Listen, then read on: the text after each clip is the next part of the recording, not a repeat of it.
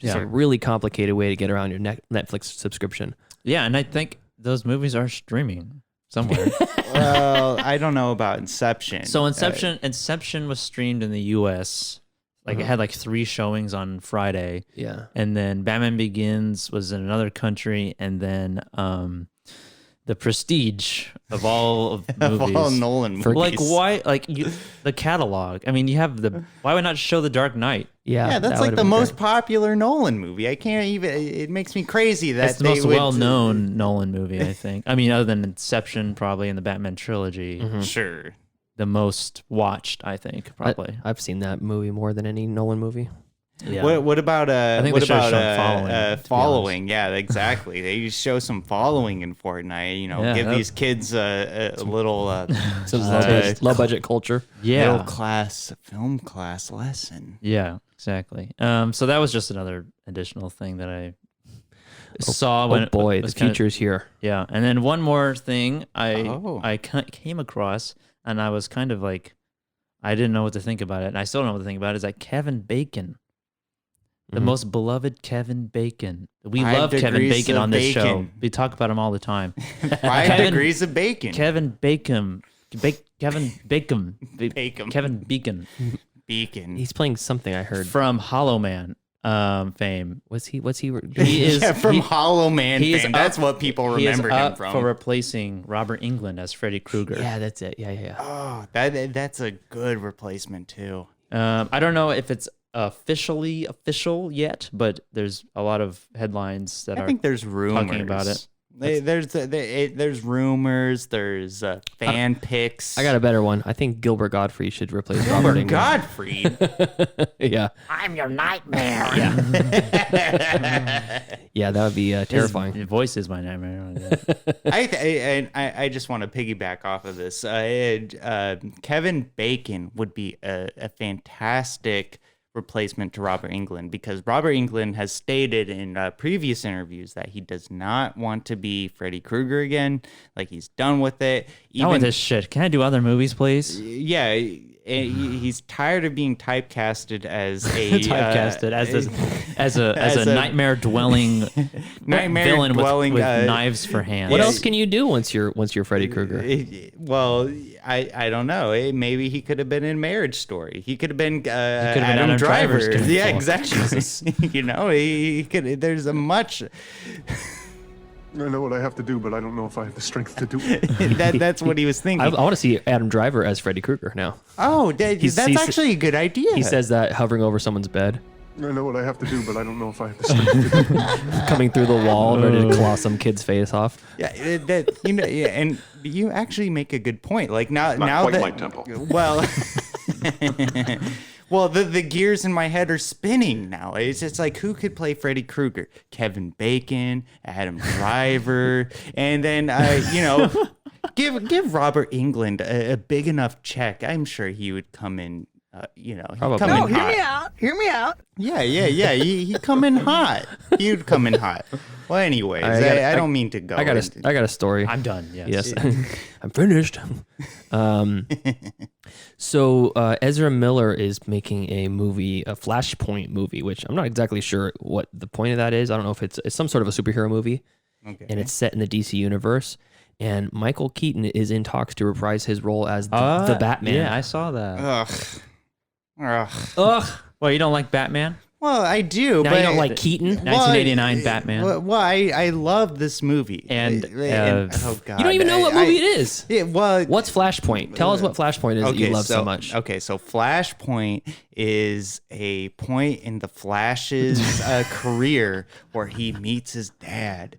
Is it really? Is that what the plot is? Yeah, that is. Oh. There's multiple Flashes. Batman Flash's dad. Well, so here's the thing: Flashpoint does not involve Batman, and Bruce Wayne's going to be in this movie. Says Ezra Miller, and he wants Michael Keaton to do reprise his role. Batman Returns is amazing. 1992 was the last time the bat nipples. You got to think of the nipples. That was George Clooney. You got to think of that. Anyways, sorry. Whose story is this? Well, I don't mean to. I'm sorry. So anyways. Please go on. So anyways, that's fun. But Tyler's not happy about that, apparently. No, I'm immediately disgusted. Tyler's a hater. Look at that guy. He's a Keaton hater. Walking down the street. I'm not a Keaton What an hater. idiot. Okay. And then also, this is another story that's sure to infuriate Tyler for some reason. Elizabeth Banks has been cast as Miss Frizzle in the Magic School Bus live action remake. Oh, I saw that. How do you feel? Are you sizzling in your pants? I am sizzling. Why? Okay. She's got the frizzy hair. Okay, Yeah, she's perfect. She's got a great personality. She's got very bright eyes, like a youth. I see. Isla Fisher is. Okay, so Yeah, she's a little too thick. Okay, so this is the problem I have with it. Is that they're just taking old content and then just making it into something else. Come up with something new. This isn't about the Magic School Bus. It's about Elizabeth Banks. Be happy for Elizabeth Banks. Don't be sad because it's over. Don't be hating. She's finally getting work. She's finally getting work now. Outside of Apatow's grasp. No, but I thought that was cool. And is this a live Magic action? School, it is. It's Magic live School action. Bus movie where they go inside of inner space. It's a remake of Inner Space. It's basically. inner space, really. You said it perfectly, Joseph. And, Is that what they do? Is that the whole premise of the show? They just go inside bodies the whole time? No. That's just one episode.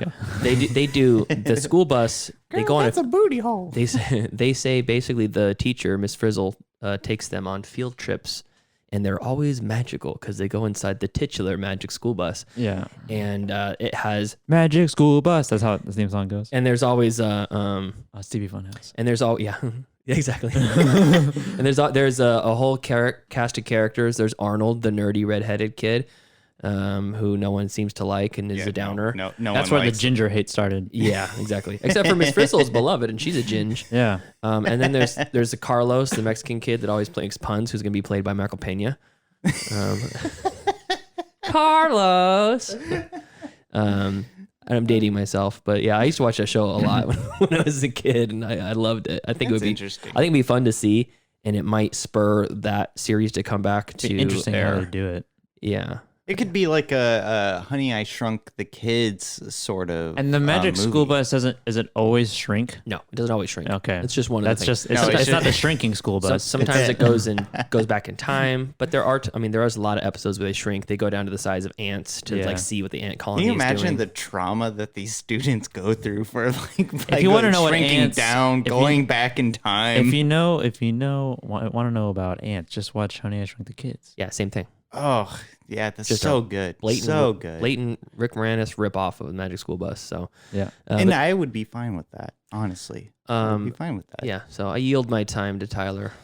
All right, so I yield my time. I'm just telling you, I'm gonna be outraged at all your stories just to spite you. Well, don't be outraged. I am. don't My put the ra- foghorn on My me. rage is burning just below the surface. Oh, okay. So we're already getting in the mood of the Lighthouse already. Okay. Well, okay. You know what? I don't need these attacks. Give us a story. The story that I have is that they're making a new Pirates of the Caribbean movie. Can you believe that?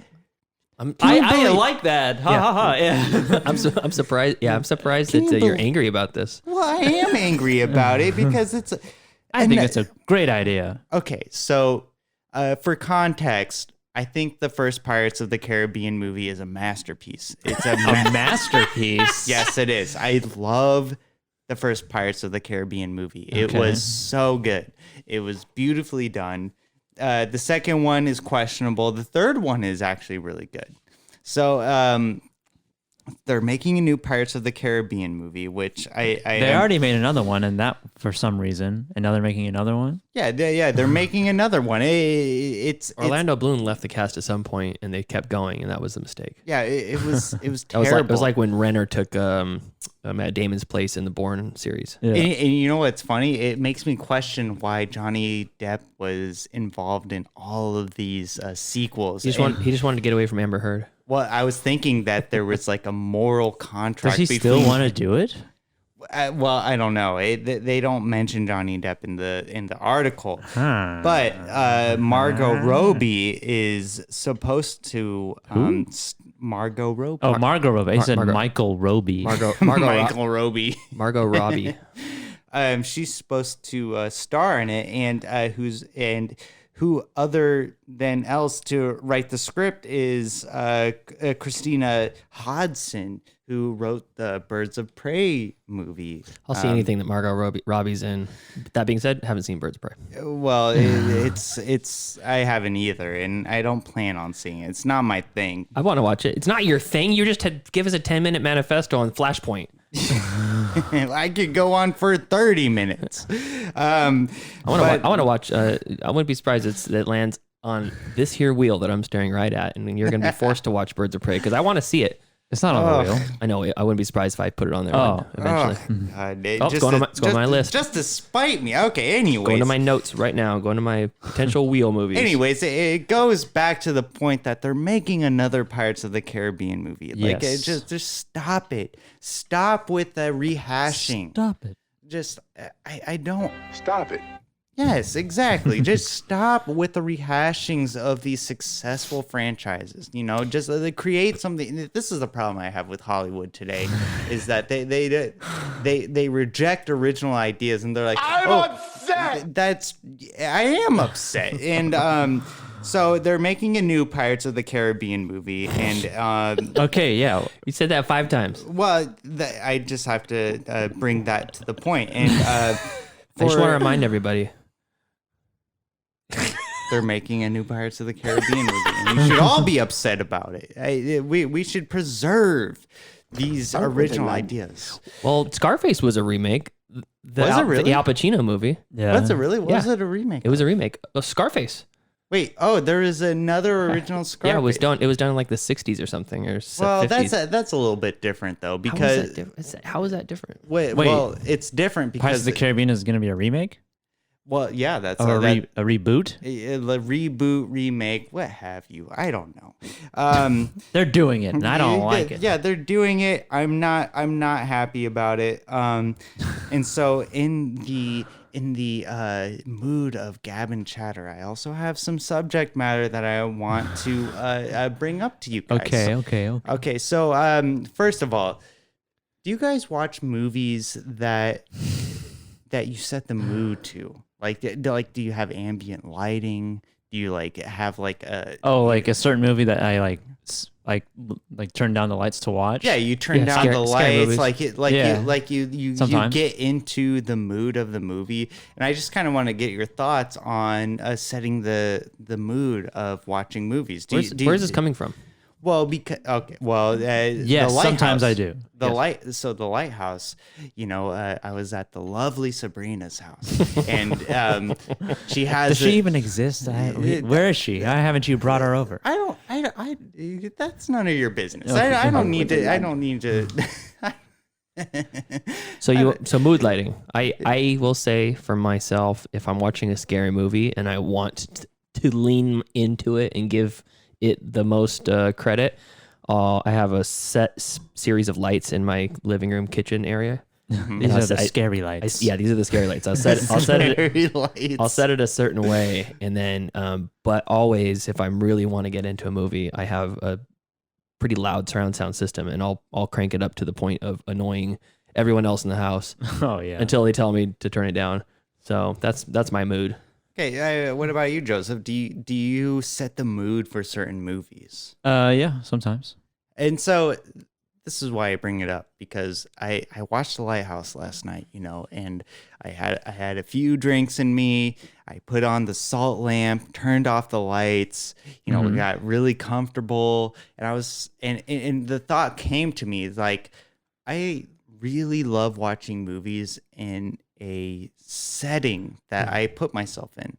So any listeners listening to the tens of listeners that listen to this, please send me on Instagram your mood settings for watching movies, because I feel like it's very impactful when you watch. That's my kink, baby. As long as you're not watching a movie on your cell phone for the first time, I'm cool with it, Well, I mean, imagine watching The Lighthouse at I don't know, at 10 o'clock in the morning at a barbecue. I do that. Well, I maybe, You watch movies at 6 a.m. on Sundays all the time before we record. That's true. But I always have. Love it. Is I this love just the like mood. words of advice for our listeners? Well, more so. Tell us more, Papa. Helpful tips to watch movies. Yeah, exactly. It's more just an open discussion on how people watch movies because watching The Lighthouse last night, it got me thinking, well, how do people watch movies? Because On TV, generally. How do they do Have that? we been on this rock? well, don't move me along. I'm just trying to point out that there's Tyler? a mood that the directors want to evoke in you. Tyler, I think you make a fair point. I agree. Mood is important. Yeah, thank you. You're Thank you, welcome. Pete. Okay. How long have we been on this rock? So that's all I have. Oh, and one other thing. Catwoman is going to be a part of the Batman, the Robert Pattinson cool. Batman movie. I figured she'd be in there, but that's Zoe Kravitz is playing Catwoman. Exactly. Zoe Kravitz. That's Zoe what I was going to Kravitz. say. She's a vision. What a babe.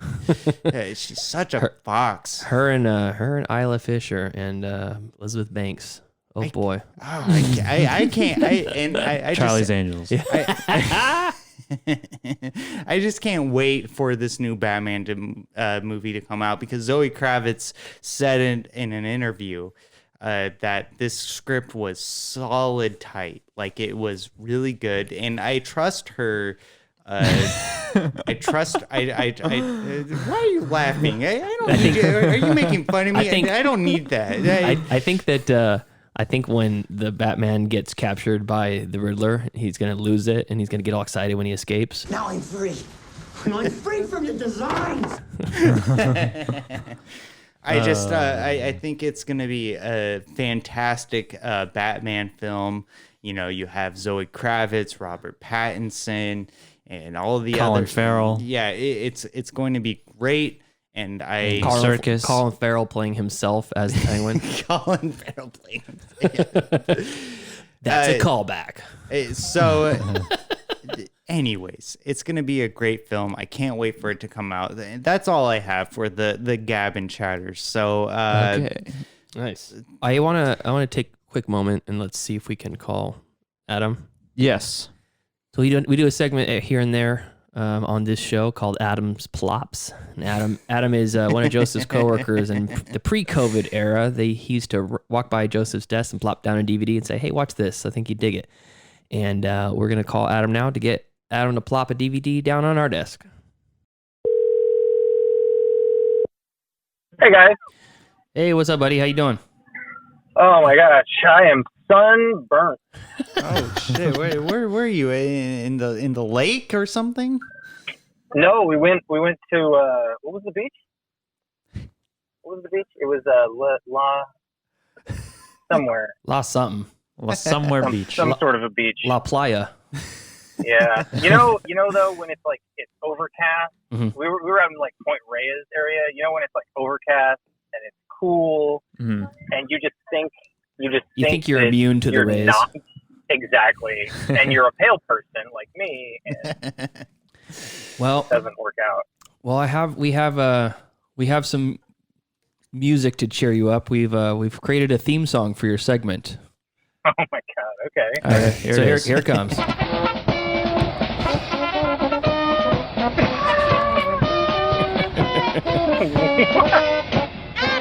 Oh my god. So next time you call in, we're just gonna introduce you and play the music. It's your plops, Cool. Adam. These are Adam's plops. Who made that? It was a combined effort of Joint. me and Pete And our significant uh, others. Yeah. That's fun. Do you That's fun. you got some a plop for us? We're doing the Lighthouse this week. You got something to plop on down under our desk? I do. I've got a pretty appropriate plop. Have you guys ever heard of Guy Madden? No. I can't What say I is that? have. He's a Canadian filmmaker. He's been working since the 80s, doing weird avant-garde sort of quasi-silent movies. Yeah, and he's just like this really weird dude from Canada. What's his name again? Give us the name one more time. Guy Madden. So like Guy Pearce, but Guy Madden. Guy Madden. Okay. Yeah. His stuff is it accessible? His stuff? Is it accessible? Well, I mean, Could you what find do you it? mean? Like, can watch Could I it? get my hands on it? I think you can watch some of his stuff. I'm talking to my buddies. We're doing a podcast. My son's in the back. That's all good. He is not. Yeah, I'm not sure if you can watch it. I know that the movie that I'm about to talk about was on Netflix, but I'm not sure it is anymore. Uh-huh.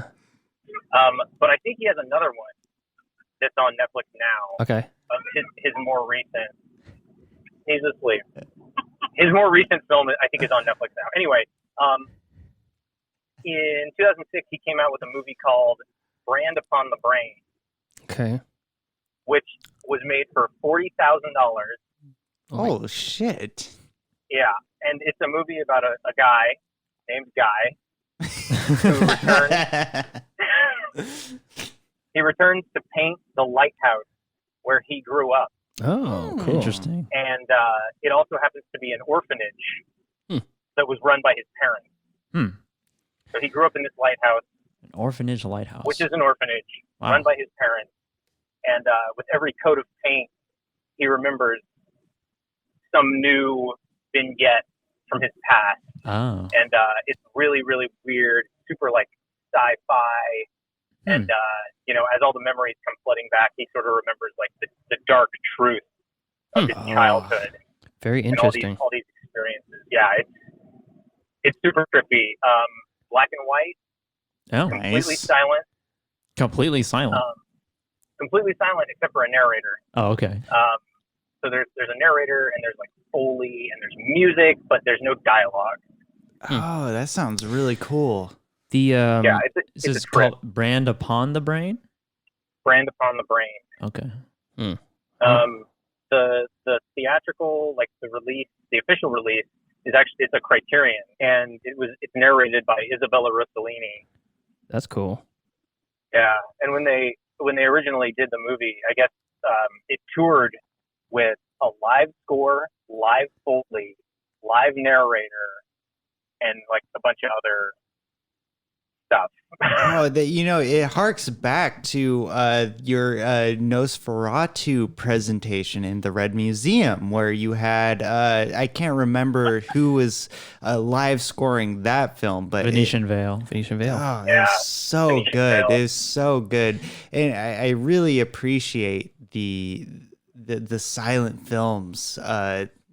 It's Silent film genre. Yeah, it leaves much more to the imagination. There's I'm on IMDb for Guy, and there's also he has a short a couple years prior to that called A Trip to the Orphanage. So I wonder if this is semi-autobiographical. Yeah, I mean, a lot of his movies I feel like are taken from his experiences. He's a very Canadian filmmaker. Mm-hmm. He has he's got a documentary called My Winnipeg. Mm-hmm. It's like a pseudo documentary. It's like, it's a lot of like vignettes and weird stuff, sort of, weird stuff that happened in Winnipeg, which is where he grew up. He's still making stuff. Yeah, he has two credits in 2020. Oh, really? Yeah, Stump the Guesser in 2020, which is it's where he trolls an interviewer. No, it's one of those. He's working at a carnival fairground sort of thing, and it's like guess my weight sort of thing. Yeah. Oh, this harks back to my experience in a local. You had carnival. one hark back, and that's how you use it. You've exceeded your hark quota for the week. No more. So that's very interesting. How did you come across this guy's work? Guy's Madden. Guy Madden. How did you come across Guy? Honestly, I think I found it at the video store. That's cool. Oh, that's so awesome. Yeah, it was. I watched it maybe in like 2007 or something because it was immediately released on Criterion. Wow. I'm pretty sure. Damn. Yeah, and Such a claim. Was it found in the section of if you liked Eraserhead, you'll like this? Or Ed Wood. Yeah, like art house indie, weird. Yeah. It blew my mind, honestly. Like when I first watched it, I'd never seen a modern movie that where somebody like actually took like a classic silent film style and made, you know, a new movie. And none of the actors you'd recognize. I mean, it's all just like random people from, you know, Canada. I'm into the idea. I'm just gonna say I love this idea. So you say this is on Netflix? I think it was, but I'm not sure it it is. is. Ran Upon the Brain? Yeah. Yeah, I couldn't find it anywhere on Just Watch, but that doesn't mean it's not streaming it somewhere. Yeah, if you have if it's Criterion, it's probably streaming on like Criterion It's Collection. gotta be. That's such a claim to be a Criterion on release. You know, Muppet Treasure Island is a Criterion Collection. Is it really? I don't know. I'm not sure, actually, like, if it even is streaming on Criterion. Yeah.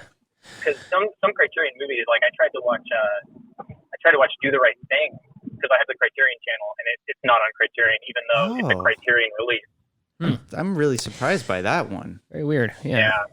Well, that's an interesting subsection of movies I've never even thought existed or never thought to seek them out. So maybe I'll go through the dark web and buy myself some heroin and get some Guy Darren or Guy Madden. It's fun. I mean, it's a weird. It's like every step of the way, you're just like, I don't know how this could get any stranger, and then he just makes it so much stranger. Nice. And it's like it's kind of scary, and it's kind of it's like kind of horror, kind of sci-fi, all bizarre. Well, I'm sold already. I mean, all of your plops, I'm always sold on your plops. It's amazing the range of recommendations that you have, Adam. Mm-hmm.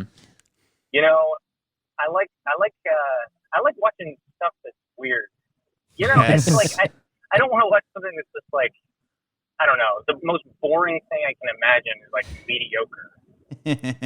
Yeah, mediocre is almost worse than just outright bad. Yeah, just something that's like so lukewarm. Looking at you, Star Wars sequels. Yeah. Yeah, Honestly, he agrees with me. Always. Did you see? But the most mediocre thing I can possibly think of is Bohemian Rhapsody. Oh, the movie? Oh, yeah. Oh my God, yes. Yeah, that is like the gold standard of mediocre films, I think, that have come out in the last so few true. years. So true. Like hot take. Watered down. Yes. God. Hey, best editing though. Eh. That's a yeah. I forgot about that. That's an I upside have of a the year. question for you guys. Yeah, go for it. Okay, I told Joseph I was going to do this because you guys are talking about the Lighthouse. That's A24. I mean, A24 has been churning out the hits for a long time. Yeah. Do you guys have a favorite A24 film? Oh, no question. The Lighthouse. Yeah, Tyler said it was at the opening of this episode. He said Okay, that's his other than favorite the movie. Lighthouse, because we're talking Well, about that. other than the Lighthouse, Hereditary. Okay. Yeah. Ooh, that's a tough one. It's hard because they have such good films that they produce. Yeah. Didn't they make Chud? If they did Humanoid Underground Dweller. Yeah, if they made Chud, that's my answer. I don't think they were around when Chud came out. Okay, then The Witch. Ooh, I don't know. What a good one. That's. Joseph, you even had time to prep for this. I thought Yeah, I like wanted to, but I didn't want to at the same time because I didn't want to be like, well, I have on my list here, right? You know, The first thing that comes to your mind. The Farewell. Midsummer Midsummer, really? Oh, such a good Midsummer's film. good. That's Yeah. a good one. or Good Time maybe. Good Time's Good great. Time was pretty great. Yeah. But I mean, like honestly, What do you think, I Adam? think the one that impacted me the most. I mean, I love, as far as like underrated, I love Under the Silver Lake. That's A24. Still on my list from when you recommended it last time. You guys should check. You guys should have it on your show. Oh. Yeah, probably. But I think my favorite one is Green Room. Oh. Oh, with Patrick Stewart. Did they do Blue Ruin as well? Were they a production company for that? I don't think so. Yeah, I think they picked That got on. That was pre. They saw Blue Ruin Yeah. and they're just like, okay, let's gather them in. Yeah, Jeremy I think- Saulnier was pre A24 then. Yeah. Yeah, Blue Ruin might have been kickstarted. Oh, really? Wow, that's fantastic. I think, at least for the release, I think maybe they had like shot it and then to do like post production and stuff. I think it might have been a Kickstarter. I mean, that's a fairly large Interesting. gap going from Murder Party to Blue Ruin. That's a that was a Yeah, well, I've never seen Murder Party. I know you guys watched it on your show, but I've never watched it. dude. You'll dig it. Yeah, I guarantee Yeah. it. That's my plot for you. All right, always down for a new flop. Cool, man. Well, thanks for calling us with your radiating skin and your freshly developed melanoma. We appreciate it. Yeah, it's been a long day. I'm happy I was able to do this. Yeah, we always appreciate you being on the show, Adam. Tell your son Yeah. is famous now because he's on the internet. Dude, he is asleep. Thank God. Thank God. All right, buddy. We'll let you go and drive safe. Thanks, guys. Okay, bye. See ya. Bye. We need to pull that drop that says we're doing a podcast.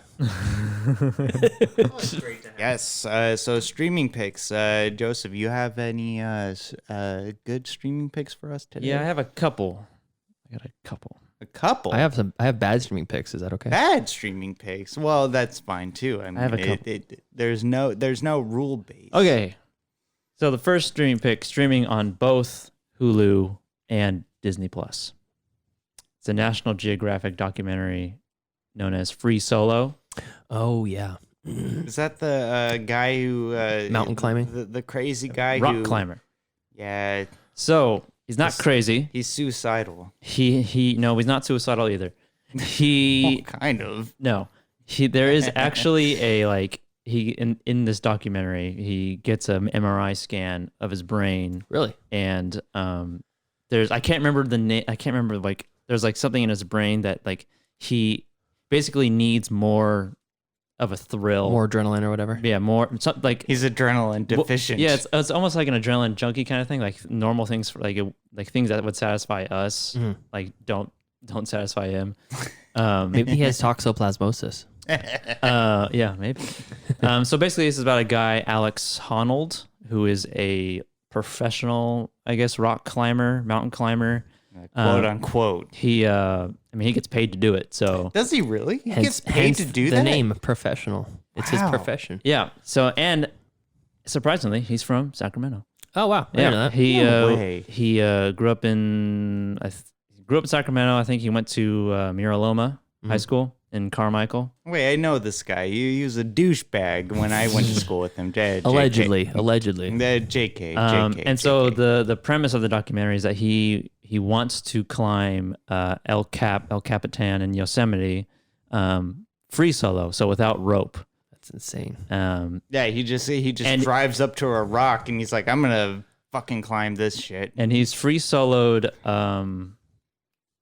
another, I can't remember the other rock face in Yosemite. Half Dome. Uh, I don't think that's a rock face. That's more of a climb. Yeah, it's a hike. Yeah, it's like a It's hike. a hike. Yeah. But he's free soloed other places. Like he went to Morocco to train Ooh, wow. for like this for the rock face, I guess. I don't know why Morocco specifically.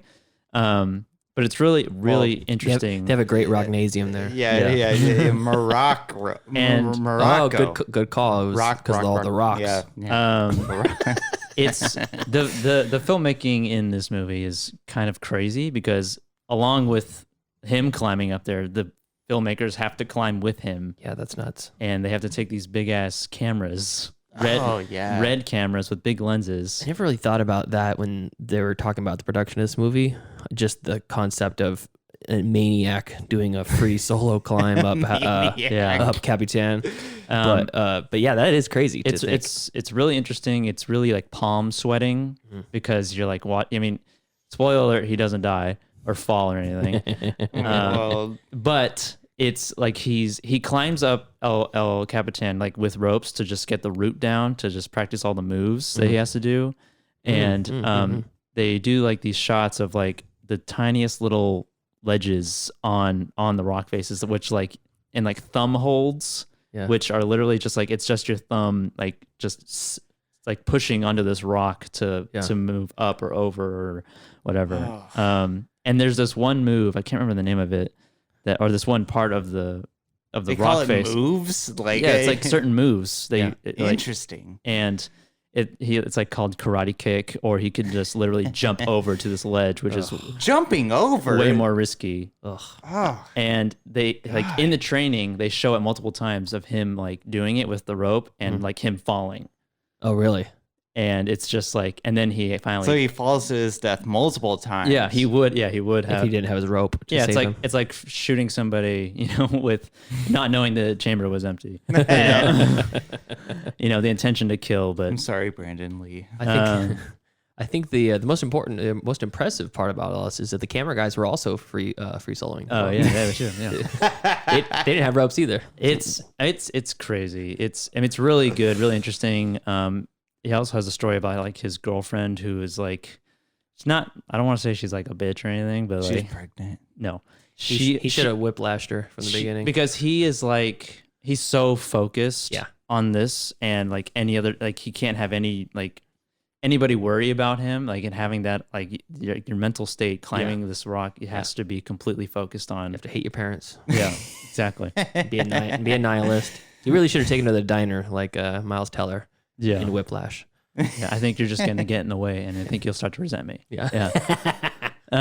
So it's really cool, really interesting, awesome filmmaking, and really intense. Before this, did you ever care about freestyle or free solo climbing? Yes, you did. I mean, did I care about it? Was it on your radar? What do you mean? Like, was it something that you ever thought like you knew anything about or cared about? I just knew it was a thing that people did. Interesting. I'm trying to get like a pulse for people who are. Well, it's a very hipster thing to do in Sacramento. Hipster. I don't think it's a hipster thing to risk this guy is not a hipster. To risk your life to climb a giant mountain. That's hipster. Yes, it is. That's no. What's your definition of hipster, Tyler? I just saw some people moving out of my apartment that were definitely hipsters. Does he have an ironic mustache while he's climbing? Is he drinking craft beer and has a monocle or something? Is he wearing a beanie during the middle of summer? He's got a beanie folded 7 times. No, I'm just trying to get a pulse for like if you're listening to this and you want to, do I want to commit 90 minutes or 2 hours to this? I don't care about rock climbing. Am I still gonna have a good time? Yeah, it's a great just for the filmmaking alone is really cool. Nice. And like the what he is doing. There's a lot of buzz. I mean, I'm not interested in rock climbing whatsoever. That's what I mean. I've been wanting to watch this documentary. It won. I think it won an Oscar, or it was nominated. It was at least nominated. I'm not sure. It won Best Rock Climbing Movie at the 2019 Rock Climbing Awards. Rock Climbing Movie Awards. The Rockies. Yeah. It's hosted by. Not even gonna say it. Stallone. Don't you dare. Hosted by Rocky. It's actually Frank Stallone. They couldn't get Sylvester. So my second movie, streaming on Prime, I watched it, featuring another Robert Pattinson. Mm-hmm. Oh. This is Twilight. I was kidding. Twilight. No, there's no way. This is a movie called High Life. Oh yes. This is a weird movie. It's odd. Not really. You just watched this? I just watched this. Oh, really? I don't think everybody should watch this. It's kind of rough. I don't know about rough. There are some like really kind of hard to watch scenes. Kissing scene was shocking to me. In what way though? Like why is it rough? It's just weird. You see a guy's ball sack. Oh well, that's the perfect movie for me. I love seeing ball sacks. There's film. almost like elements of like furry porn. Furry porn. What? What is this movie, Joseph? There's a specific scene where it's like. It's almost like a bestiality kind of thing. Oh my god! I don't remember that part. And Robert Pattinson was willing to. No, he wasn't involve in the himself. This was a different character. That was his agent. There's a very odd. Okay, so I'll just set the scene. This was one of my stream picks a while back. Was it? Mm-hmm. Yeah, because I remember talking about how it was heartbreaking to watch the brother, his struggle, and how he's kind of a simpleton. No, it's the Rover. Oh, a simp. Also this one. He's a simp. He's the deaf brother. The one who gets... No, that's Good Time. I thought that's what you're This talking is about. High Life. Oh, High Life. Okay, my bad. I mean, as soon as you said High Life, I was thinking Good Time, and I'm like, well, I thought you've seen this before. This is a sci-fi movie. Okay, never mind. This is about space. it's about furries and ball sacks, apparently. Okay, Let's disregard the last 2 minutes of what I said. this is High Life, streaming on Prime.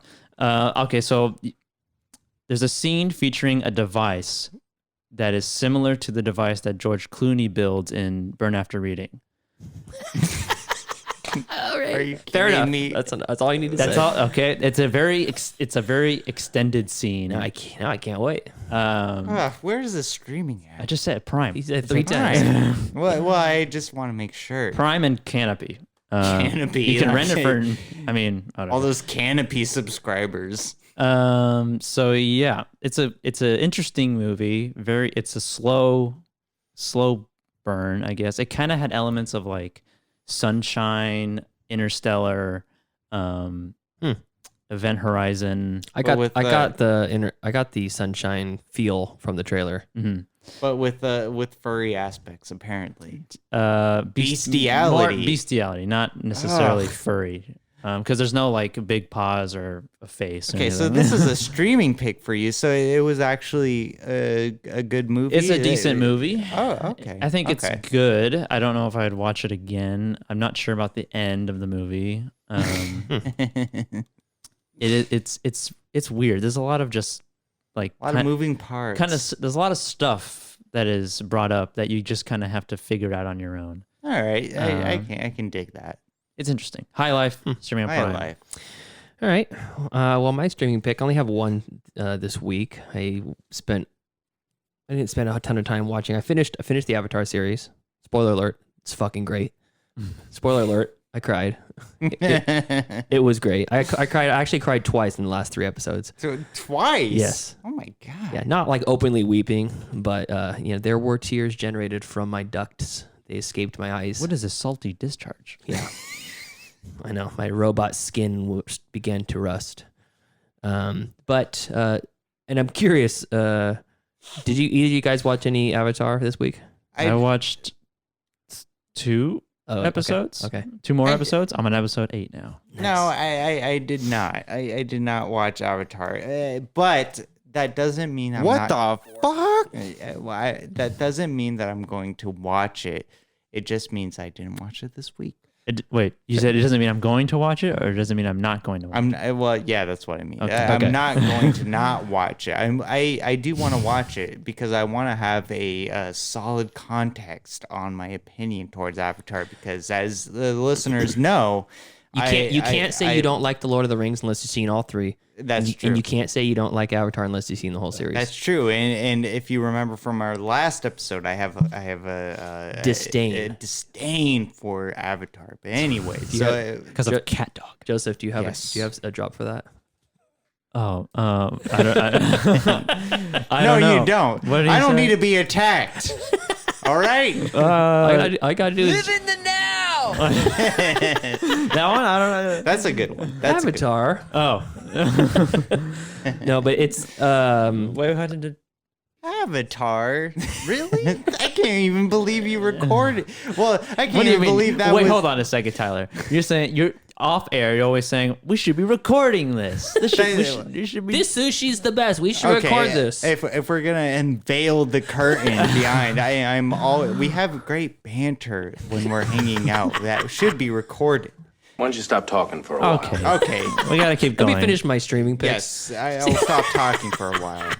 No, I love it. Okay, so anyway, so that's what I spent last this week doing, and but there is a movie streaming on Netflix I will recommend to just about everybody. This is called The Babysitter from 2017, and it's very fun, a comedy slasher sort of thing. And it's a kid who's probably too old to have a babysitter at this point. His parents don't really trust him. He's a good kid, but his parents don't trust him, so they go out of town. And I think his dad's played by like Rob Riggle or something, and not really super important. But his babysitter is this really hot chick he's grown up with babysitting him his whole life, and he has this clearly has a crush on her. and he thinks, man, maybe she likes him back a little bit. And she's like an older teenager, maybe young 20s, late teens or something like that. And she's got I can't remember who the actress is. Her name is Samara Weaving, who I think was from Ready or Not. She was the main girl in Ready or Not. And she was really, really good and just really captivating, sort of like Eyes. And I won't say what happens, but it turns very bananas very quickly once the parents go and the kid goes to sleep. Some shit starts happening and she invites some of her friends over and it turns into a straight ahead like slasher horror. Interesting. So it's pretty cool. That's called The Babysitter, 2017, stream on Netflix. And it's directed by McG, who... Terminator Salvation. And the aforementioned Charlie's Angels and Charlie's Angels Full Throttle. Why is his name McG? That's his name. McG. Like Chuck E. Cheese. Ali G. And probably his most important thing he directed. Charles Entertainment Cheese. Probably the most important thing that he directed. The music video for All Star by Smash Mouth. No way. He directed that. Oh. Wow, he's a regular Spike Jonze. Exactly. So there's a sequel coming out for it this year. It doesn't have a Babysitter? The Babysitter 2, yeah. Oh. And it does leave it a little open-ended at the end. But the second one doesn't have a release date, just the year 2020, which may or may not happen this year, obviously. So get yourself ready, or don't. Just watch the movie. It's fun. And that's your only streaming pick is The Babysitter? Just one, The Babysitter. All right. Well, I'm not going to say, I'm not going to tell people to go watch Back to the Future, which is also streaming, but that's who. Oh, is it really? Where is it streaming? Netflix. It's on Netflix. No way. People that's going to be on the front page of Netflix. I want to give people something they haven't heard about that they should spend their time listening to. Well, so I guess I'm going to be the opposite of your point right there. So my first streaming pick is A House of a Thousand Corpses, directed by Rob Zombie. Oh, don't ick me. Not quite my tempo.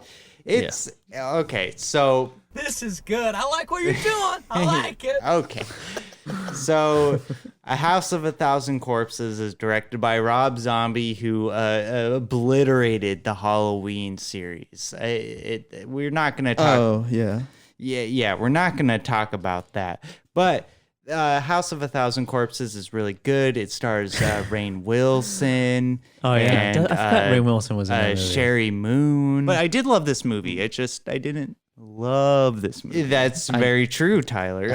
So I did really like this movie, but I didn't like it because I thought it was a quality movie. Like would you like the over the top nature of it? Yeah, exactly. Like it is that. It's a quality B movie that is trying to be an A-list or a B movie. Quality movie. Well, yeah, exactly. You bring that's actually pretty good. That's actually a good way to describe most Rob Zombie movies in that era, was like a B movie done the best way it could possibly be done. And so I always think I had a conundrum though, because I was like, should I have Devil Rejects as my streaming pick or A House of a Thousand Corpses? So Devil's Rejects is the sequel to A House of a Thousand Corpses, which is it's okay. What about Three from Hell? I was just gonna say that. Well, I have not seen that movie.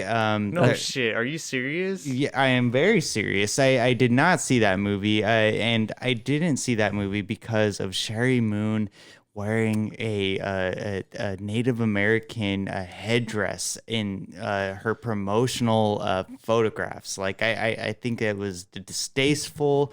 It was disturbing and offensive. The person getting their face cut off while they're still alive is not disturbing and offensive. No, it's the headdress. Yes, not cultural appropriation. Cultural appropriation. She's not playing Gandhi. Yeah. She's playing a serial killer. Well, it's still... She's not a good person. Well, it rubbed me the wrong way, okay? So I didn't like it. I was just like, oh, so we're going in this route, Anyways, House of a Thousand Corpses is a really good horror movie to watch when, you had a few in you and you're like...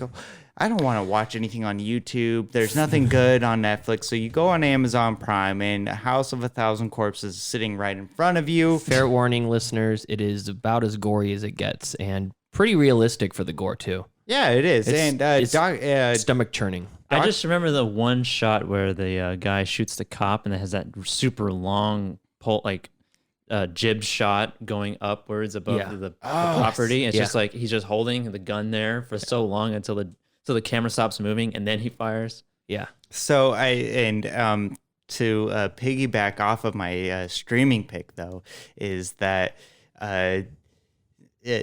Danzig was inspired. Here we go. Well, Danzig was inspired by Rob Zombie because Rob Zombie is actually a competent filmmaker who can make actually entertaining movies, and so Danzig's like, I'm gonna make Veronica. Maybe Rob Zombie should have directed Veronica. I agree. I think Danzig was inspired by the Gentleman's Brunch Tuesday afternoons at the Spearmint Rhino. So House of a Thousand Corpses, it's streaming on Amazon Prime, and there's a little bit of bias though too, because when I first started actually getting into movies, House of a Thousand Corpses was grouped into the movies that were like me paying attention to like the technical aspects of it all, like the writing and stuff. And the writing is bad. And I'm not going to say this is like a masterpiece of cinema or anything. It's just, it's a fun movie. I like how you equated this movie to Back to the Future, though. It's as well known and it's going to be as well promoted as Back to the Future. Well, it kind of is. My streaming picks are the opposite of that. It kind of is, though. But anyways, for that crowd, maybe. If you're a juggalo, yeah, you really like this movie. Juggalo. I don't even know what to say. But what I will say Let's is move on. I do well, hold on. Don't you move me on. I have one more streaming pick. Move on to it. We're almost at an hour. Are we really? Yeah. Go. You had three news stories. Say it. Okay. Go. Okay. I'm sorry, listeners. Well, so my last streaming pick is The Terminator. Oh my god. 1984, The Terminator. The Terminator. Yeah, I love The Terminator. Everyone knows that. Yeah, the first one. It's streaming on Amazon Prime. It's a classic movie. I love it so much. And there's not what can you say about The Terminator other than Linda Hamilton before she got jacked. It's so good. And the second one, we should do chin-ups. Yeah, it's an incredible movie. And so nothing more to say about the Terminator. That's all I have to say. I fully endorse the Terminator. Yeah, it's so good. 1984, the 80s were such a good era for movies, especially like the Terminator, Predator. B-U-double-L. Well, it's not. I love it. I love it. It is a quality piece of cinema, and if you haven't seen it, you should watch it. Yeah, and I feel like, we've all seen like Indiana Jones being on Netflix and the Back to the Futures and stuff, but the Terminator it's well known, but I think it hasn't been streamed. I think it gets overshadowed too by T2 Judgment Day. Yes, exactly. So if you're on Amazon Prime, please check out The Terminator. Where's House of a Thousand Corpses streaming? Amazon also. Okay. Yeah, I've been on an Amazon Prime kick recently. Amazon Prime and HBO Max. Those have been my two favorite streaming platforms. I probably should save money, though. I need to stop spending money. Okay. With that said, though... Yeah. Let's get in to the Lighthouse. So give us the basics on Lighthouse. Okay, so give us the rundown. So the Lighthouse. What year was it released? Well, it was released in 2018. 2019. No, it was 2018. No, it was 2019. Was it 2019? We saw it last year. Well, we were doing the podcast when we all saw it. Were we really? Yeah. Okay. Well, remember? I don't. I have a terrible memory. I'm pretty sure I have early onset dementia. Listen to this, listeners. This is how he preps for the show. This is how much he respects you. Well, I thought it was 2018. I pulled all these drops. I have all these drops here. You couldn't even bother to look up what year it was. Well, I did, and I guess I misread it. Anyway, so The Lighthouse, released in 2019, and I believe in the fall, October. It was so 17.2 degrees north. yeah. So the Lighthouse is basically about two men who are gay secretly, and they are isolated because of a storm, and then madness Who directed it? ensues. I would have to say that Robert Eggers is our collective favorite director. I don't know. I don't need just agree with Just me. no. You can speak for you don't yourself. Don't like- speak for me. Okay, well, He's not my favorite director, but he's fantastic. He's made 2 movies, and they're both home runs. masterpieces. Fantastic. Both of them. So if you watch The Lighthouse, there's really Written and directed by Robert Eggers, and Yes, also written and by Max his- Eggers, his brother. Yep. Based off of a collection of stories from actual late 1800s lighthouse keeper logs, and short stories based off of those as well. Correct. And also the trivia for this movie is just it's a treasure chest of trivia for this movie. Anyways, you can't really put a description on this movie because there's so much happening that can be interpreted. So The basic premise is that Robert Pattinson and Willem Dafoe play two people who take the place of 2 other lighthouse keepers. And Pattinson's new to the game. Yeah, he's a rookie lighthouse keeper. Yeah, he's chasing the money. He hears that the further out you go, out into the ocean, the more money you make as a keeper, and that's all he cares about is making money. And this place is way the fuck out there. Yep. Sure. It is a cursed rock, as they mention it many times. Damned rock, and it's really just a piece of like igneous rock escaping from the water that could crash a boat at any moment. So they put this lighthouse out there. They pay these 2 numbnuts to sit out there for weeks at a time, and the amount of money they pay them is hopefully going to be less money than it would pay the cost to rebuild a ship that would crash into this stupid rock sitting out there. He says a man can up to $1,000 in In 1800s money. in a year. Yeah. Yeah. So And over the course of the 4 weeks, or maybe much longer, you're not quite sure, they slowly lose their sanity, and you jockey back and forth as a viewer, trying to determine which one of them is crazy. Are they both crazy? Which one's telling the truth? Are they both liars? Or are you being lied to as an audience by an unreliable narrator? Because you never quite get this whole story from it. I want to talk about some of the behind the scenes things that happen. And so first and foremost, this movie is shot on very vintage lenses from like the 1900s. It was like 1910 or something like that. Yeah, it was 19. Well, it was between 1918 and 1938. So it's shot on 35 millimeter film. They're using lenses from the early 1900s. I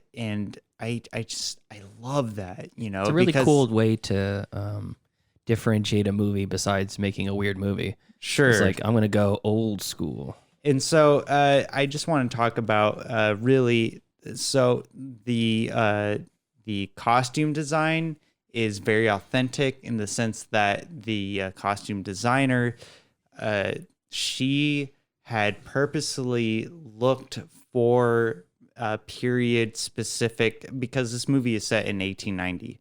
So she looked purposely for the costumes that would be period specific. Mm-hmm. And so every costume that you see in this movie is from that time era, from the overalls, from the hats. And it would be weird if they were wearing flip-flops. That would be weird.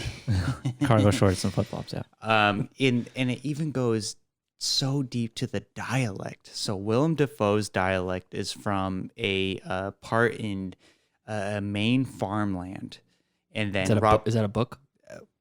Well, Maine farmland. Well, No, I'm asking. I don't know what the. No, like literally, like in the 1800s, there was a certain dialect in the late 1800s. Rural Maine. Yeah, it was farmland Maine dialect that Robert Eggers, the director of this film, had researched.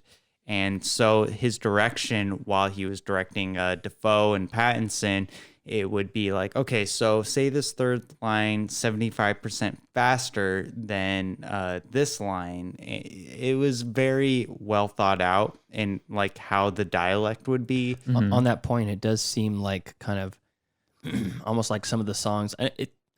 It's a little hard to dissect it now since we have like these sound effects that we've been using throughout our entire show. You're a dullard? It's like when it pops up on in the movie as you're watching it, you're just like, it almost doesn't even sound like part of the scene anymore. Yeah. Sure. But I feel like the way that each scene was directed, it is almost like the way they're talking is like a song. Like it's specific. It has a certain cadence. It has a certain candor to it, and I feel like a lot of times when the pace picks up with the conversation, the cuts start getting faster too. The very first shot of the movie, once they get into the lighthouse, no conversation, no nothing, and it just follows Robert Pattinson walking around the lighthouse for like a minute and a half uncut, and there's almost no cuts when they're basically just standing around staring at each other. I mean, I could go on and on about the behind the scenes stuff of like the technical aspects, and Eggers really, he wouldn't make this movie if it wasn't black and white. Like him and A24, like when they had the meeting of like how this movie is going to be made, A24 was like, okay, no boners, because the original cut apparently, I forgot about that. Yeah, the original cut apparently had a lot of erect penises, which I thought it would have been a really good representation. Yeah, you took the words right out of my mouth. And Joseph, what do you think about the black and white having like a film editing and school background and stuff? Like how it works with the movie, or yeah, I know people say like I'm a layman, I'm a movie fan, but I've never like dissected movies or the filmmaking like art or whatever.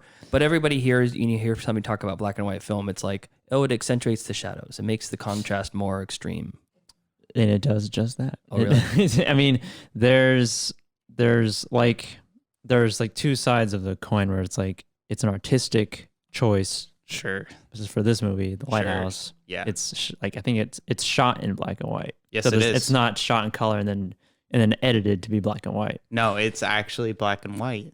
probably leads to that hard contrast more than And then like lighting for black and white, you do have to. You're like playing with shadows more than you are playing with light. Yes. As opposed to like something like Following, where it was budgetary reasons they shot in black and white. Oh, really? I didn't know that. Yeah, because of the color, different. He wasn't Christopher Nolan wasn't a political influence. Following so. The lighting equipment they have was very limited, and there's different color temperatures outside to tungsten inside. So that's why it's black and white, to have a more cohesive look and have it not look more so amateurish. So it just looks that way. If you're shooting outside and indoors, it doesn't look so starkly different. Rather than and that's being why an artist, there's a lot of scenes in Following that are by windows because of the lack of light. Oh yeah, they had. And a fun fact about filming this movie in black and white is that they had to overexposure with the lighting in this movie because of the lenses that they were using. They were really low. Cameras. They were very low speed lenses. And I won't get too much into the technical aspect, but one thing I want to bring up is that when the movie was filmed, it was filmed in Nova Scotia on this rock. And there was no rain machines, there was no wind like machines like forcing the rain to be on the actors. Like they were in the shit.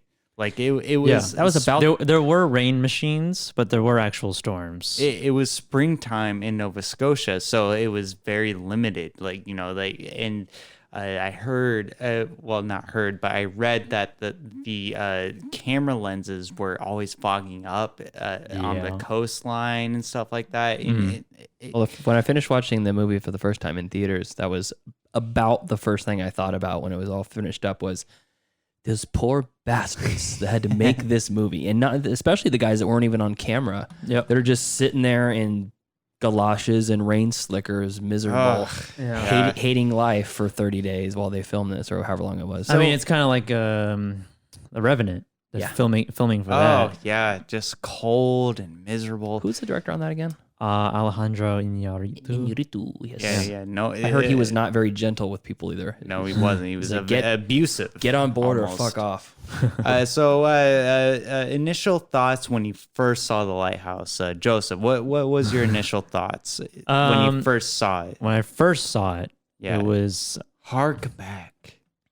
Easy. You're in debt now. Your harks. When I first saw it, I thought it was weird. And I thought, well, I mean, it is weird. It's still weird. Don't shame Joseph. Let him speak. It's still, it's a weird, it's a weird movie. That's how I would describe it to people who haven't seen it. That it's a weird movie. Very erotic. Just because you like The Witch doesn't mean you'll like this movie. No, definitely not. It was like unlike any other movie I've ever seen. I mean, at least in the last 10 years, probably even more. It's very similar weirdness maybe to like There'll Be Blood, where that's kind of weird. That's the storyline is a little bit more cohesive, but this one is a lot more interpretive. The Lighthouse is. I liked it. I think it's an excellent movie. And let me ask you this: did you see this in theaters? Yes, we all saw it together. No, he saw it separately. Well, me and you saw it together. Wait, but we saw it together too. Yes, we did separately. Yeah, yeah. I'm just don't pull back the curtain. I'm just trying to. I'm making. Anyways, so you went out of the theater. Were you elated? After I had a movie high. Oh yes. Oh my. Okay, Tyler. Control yourself, Tiger. I'm trying. Well, I thought it was. I'm about to have the hardest boner right now. There it goes. It's back. It's back. Oh God. What about you, Pete? What did you think after seeing the Lighthouse in theaters? Like after you came out of the theaters? Oh, after I came out of the theaters, after I saw the Lighthouse in theaters. Like I have to clean myself up. I'm sorry. No. Speak for yourself again, Tyler. I really enjoyed it. I thought it was fantastic, and I saw The Witch in theaters, and I got a kind of a similar vibe out of it. And just like not the vibe of the movie or the like context of the movie, but just the feeling overall was like this is something very different. Mm-hmm. And I know it's not for everybody, and I fucking enjoyed it a lot. I had a few people in my life that I recommended it to that I think could probably appreciate it, and I knew they would. My mom, my Aunt Linda, I knew they would probably look at it and go, oof, that is, ooh. Yeah. There's a lot of J.O. scenes in that movie. but I dug it quite a bit. I liked the aesthetic. I liked the feeling. I liked the overall vibe that Eggers was able to produce from it. Mm-hmm. And I thoroughly enjoy two things in movies, and this had a lot of both. I love drunk characters throwing on a twister. Every time I watch them chugging kerosene in the bottom and then beating their chests. Oh yeah, which by the way, I learned that it's actually turpentine. Sorry, turpentine. Yeah, right. I saw it on the thing and took a note that it was turpentine. But and honey or something, right? They put something. It was like sugar, I think. I think it was some sort. Whatever it was probably to make it more palatable. But anyways, that scene, every time I watch it, I'm like, man, I want to go drink right now. I really want to go throw on a good. I mean, throw it. I was 3 deliriums deep. Delirium. Oh yeah. Very while watching it, like I was drinking while I was watching it. Yes. Yeah. Well, the other thing I really like to see in a movie is characters unraveling and unsureness of what is real and what's not. I enjoy that in a movie, and this had a lot of that. Yeah. So I had a great time with it, and it is very rewatchable for me. Absolutely. This is like my 5th time watching it now. Yeah. I think this was number 4 for me. Very cool. The last time I was on Edible, don't do that. to piggyback off what Pete just said about like actors and like that how certain actors act, I can appreciate actors who basically go all in. Yeah. On a role. Oh shit. Yes. Like just like 100% commitment. I had read that Robert Pattinson like did some stuff to make him get ready to do scenes. Like he would gag himself. He'd beat himself. Like basically abuse himself to get ready for these scenes. Robert Eggers was so shocked. He would see Robert Pattinson beating himself up in the corner. Something that it that I was just reminded of, that something that Henry Rollins had said about him being like in movies, like he knows that he's not a good actor, but he will do, he will go 100% in on this movie. Like he was in Breaking Bad, if I'm not mistaken. I don't think so. No, he was in. Yes, he was. He was a white supremacist. No, that was Sons of Anarchy. Oh, that's what it was. He was in a movie That's right. called, what's that movie? He plays like Kane or something. I know what you're talking about. I know exactly what you're talking about. He didn't live or something like that. He never died. He never died. I think that's what it is. Yeah. Not a very good movie, but I mean, Henry Rollins in the movie is like giving 100%. Very passionate. Henry Rollins, and I can appreciate like what he said about just like giving it all, just like giving whatever you're doing 100%. No one can say that Willem Dafoe didn't give 100%. No, absolutely. So my initial thoughts. So The Lighthouse, it's a very special movie in my heart, and I'm just gonna say it's my favorite movie, number one favorite movie. Nice. That's cool. I love this movie. That's very true. I will watch this movie anytime, anywhere. I will watch it in the park. So let me. I'm gonna try to limit myself on saying I love this movie because I know I already that's played it for you. So it's a running joke. But when I first saw this movie, I was in a very tumultuous time in my life. You know, I had been separated from the love of my life, you know, and I was estranged from reality. There was a lot of things going on. Anyways, I saw this movie alone for the first time, and when I saw this movie and I came out of that theater, I was a changed man. I couldn't. there was a pre-Lighthouse Tyler, and now Yes. there's a post-Lighthouse. What a story, Mark. I think that's great. I think it's when a movie affects you that good, it is. I think it's the reason what we're all chasing after when you watch movies. Oh, it was, and Joseph said it perfectly. I was on a movie high. I got in my car and I was driving like 110 miles on the highway. All right, and I calm down. well, I'm harking. Well, okay, What the fuck are you talking about? I'm harking back to when I first watched this movie, and I was so enamored with it. I loved it. It was love at first sight. So, anyways, let's get into the meat of this movie. Yes.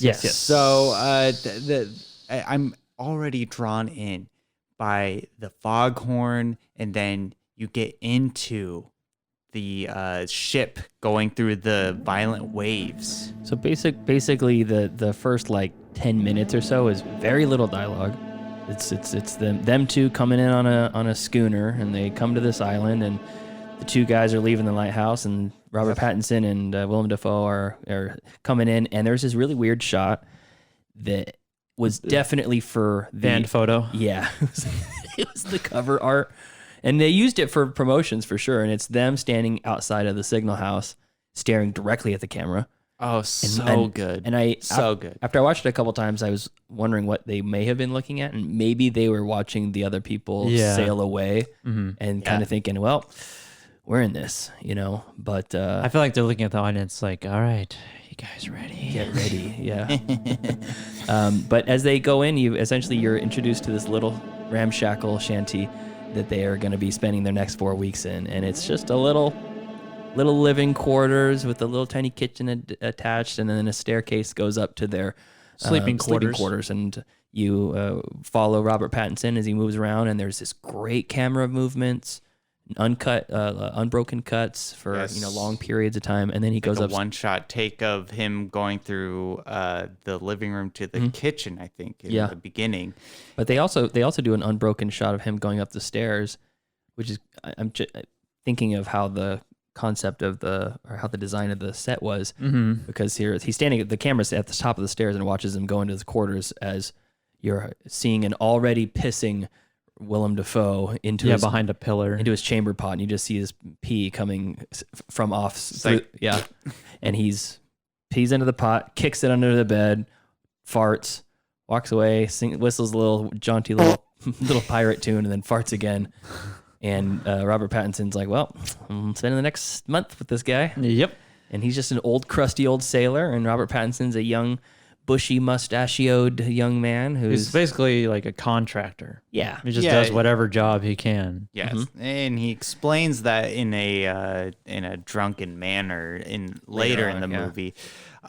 This movie is really simple. You know, it's not. What makes at this surface level, it's very simple. Yeah, well, yeah, exactly. So when you're watching this movie, everything is happening in a very matter of fact manner. And so after he pisses and farts, it goes into him doing his duties. No, first they have dinner. Yeah. Oh, is that? Oh, okay. And they're talking about their duties. Actually, no, you're right. He's right. It goes right into the engine room, and he's shoveling in the blast furnace, and it's the first time you see these like really extreme close-ups of like the fire and his face and the sweatiness of it all. The sound of the foghorn. Yeah, too. and you see just how difficult the job is going to be, and he's living in this damn rock, shoveling coal and hating his life. Or right now he doesn't look like he hates it too much. Just smoking a cigarette. And they have their first dinner scene together, and he gives Willem Dafoe gives a great toast, which I wish. Yeah, I won't repeat it here, but it's one of the To pale death, troubled dread. Should pale death with troubled dread make the ocean waves our bed. Yes, in caves. And it's repeated throughout the movie until and then Robert Pattinson goes crazy. Pattinson finally gets it. Yeah, right at the end. Yes. Yeah. But they drink to it, to 4 weeks, and Pattinson says that he's not a drinking man, and what's he say? I think he says he's tainted. He says he's tainted or something, but he essentially says that he doesn't drink. Yeah. And old timey Wiki just says you're gonna drink with me, and he says against the log. It's against the rules. That's regulation in the book. And he's like, well, you're supposed to do what I say. That's in your rule book too. Yeah. And he basically they're eating their shitty dinner, and old timer says, when the fog clears, you work through the dog watch. And the dog watch I looked up is this allowed sailors to stand different watches instead of one team being forced to stand the mid watch every night. The choice of time also allows both watches, if there are only two of them, to eat an evening meal about the traditional time. So they're at the middle of the mid watch, and he's basically says, "You're going to finish the dog watch, and I'm going to go up to the lamp." And and that's a running thing with this movie is that Robert Pattinson's character is not allowed to just wants to see the light. Lamp. He just wants to see the lamp. He wants to. I tend to light. Yeah, the light is mine. And for me though, I was always just like, "Ooh, what's so special about the light?" Yeah, they lay it on pretty thick that there's something's going on up there. And by the end, you're like, "What's so special about the light?" And the whole dog watch thing comes into play because that's what Willem Dafoe refers to him as throughout the whole movie, dog. Yes. Eli and dog. By the way, they have I guess they do have names, but the script just says young and old. Yeah. Yeah. And it's easy to refer them to that too. Yeah. Especially when you find out their names later. And whose names are names and names. And so, after the first dinner scene, I would think that it goes into more insanity, because it's really normal. Well, the next scene is not quite. It's just insane. him doing his duties. Yeah. And he's in the blast furnace, and he's beginning to break. And you hear the first, the really, really loud foghorn. And he's... What? He's shoveling his coal in there, and it's destroying his eardrums. Yeah, and you see him wince when he's doing it. You hear it, and he's like, it's like he's inside of a subwoofer. Yeah. and the shot, the really great shot in that moment was the contrast between the young and the old character. Yes, is he's eating shit down there in the furnace, getting his eardrums blasted out. Yeah, and there's this really long jib shot goes from the bottom of the lighthouse through the center interior and goes all the way up to the very top of the line, and you hear the clockwork, which is basically making the light turn on a consistent basis. You hear it clicking and ticking and thumping, almost like a heartbeat. Like the lamp's alive, and it gets up to the top. It gets silent, and you see Willem Dafoe up there, shirtless, toasting to the light. Jacking off to the light. Me beauty. And He's drinking and he's jacking off to the light. no, not in that scene. He's not jacking off in there. He has a tattoo of like a pirate ship. He's got a Yeah, it alludes to him being a man of the sea, Yeah. and then so he gets injured somehow. They don't explain why he is a lighthouse keeper. He explains it, but but it alludes to him just like, okay, well, I'm a lighthouse keeper now because of my handicap. Yeah, you don't need me gimping about on a boat. Yeah, basically. can't be on a boat. Yeah. Basically. So they leave there. They leave the lighthouse that segment, and you're cut to the first dream sequence, and it's Winslow, which is Pattinson's character, young man, and he says he's on the shores looking out into the black ocean, and he sees a bunch of logs come in. You don't find out why until later, but logs come in. Takes a few viewings to really clear, understand. Yeah, clears the path, and he sees a body floating in the logs, and he wades out to that, and he basically almost drowns himself. And that's when he sees the mermaid. Sees the mermaid screaming at him. And ironically, that's when that was one of the hardest shots shot in this movie, because every time that they would go to the water line, the lens would fog up. And so the most frustrating shot to make. Yeah, it was the most frustrating shot to make. And oh my god, I think that scene is the first time you see Winslow unraveling, because you see the craziness in his eyes as he's going below the water. So good, being lured in by the song of the siren. Yep. Yes. And as he wakes up, and it cuts to him waking up in bed, he sees a dream. The old timers going to bed. Oh, also we skipped over the where he pulls the mermaid soap or figurine out of the bed. Yeah, which I was confused on first viewing, because I was like, how did he know that was there? But I think he just sits down on the bed and feels it. Something. And I'm like, oh, because I was like watching it more intently with headphones on. You were watching with headphones. Oh man, I'm jealous. A lot of fans on in my apartment, so you have no AC, and it's summer. So I couldn't get the full effect, so I put these headphones on. And like I was able to focus more on like what he was like, his like facial expressions when he's looking at it. And because when I first saw it, I thought he was like assured of himself that this was here, but it seems that way. Upon this viewing, I was like, oh, he's like looking at it like, what is this? And then he like, oh, I guess I'll keep it. Puts it in his pocket. Yeah, and I think it's really cool that when he's pulling the figurine out, like the material that's coming out of the mattress is very straw noodles. I think that's called Excelsior. It's an old timey like stuffing. Excelsior. Yeah. Excelsior. So it shows the dynamic of the two. One's working and the other one's awake, and they tag off. One's like a veteran, the other's a rookie. Yeah, he's definitely his boss. He's they make that very blatant and he goes back to work. He's putting some sort of treatment agent into the cistern to get drinkable water. Yeah. Never quite sure exactly what that is. Kind of powder. Yeah. And that's when he sees the seagull for the first time. He's lugging coal to the furnace house, and he sees the seagull with one eye chastising him from the front porch. Yeah. And it's a great audio. I wish I pulled the audio from it, but it's a great just recurring thing of this seagull just harassing him. Yeah. And as soon as he throws a rock at it and the seagull takes off, you pan up and you see old man up on the top of the lighthouse staring down from at a him. distance. Yeah, just seeing him. He can see him from afar, and he's like supervising. I've seen you sparring with. I don't know if we want to like jump around, because I know we're going chronologically. Yeah. But like in terms of like scenes referring to other scenes. Yeah. But like the seagull has one eye.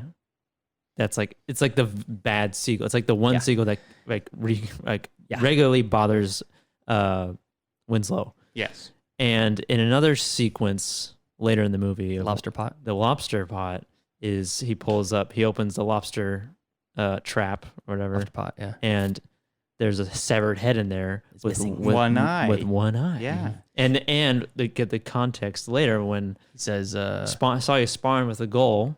Yeah, which is the next scene. Bad luck to kill a seabird. Yeah. Well, I guess the next scene is he lugs the giant ass oil barrel up to the top to oil the lamp. Well, you can just feel the weight. Of Yeah. that thing. Yeah, And he gets to the very top and he's about to try to open the door to the actual lamp, and he basically the old man.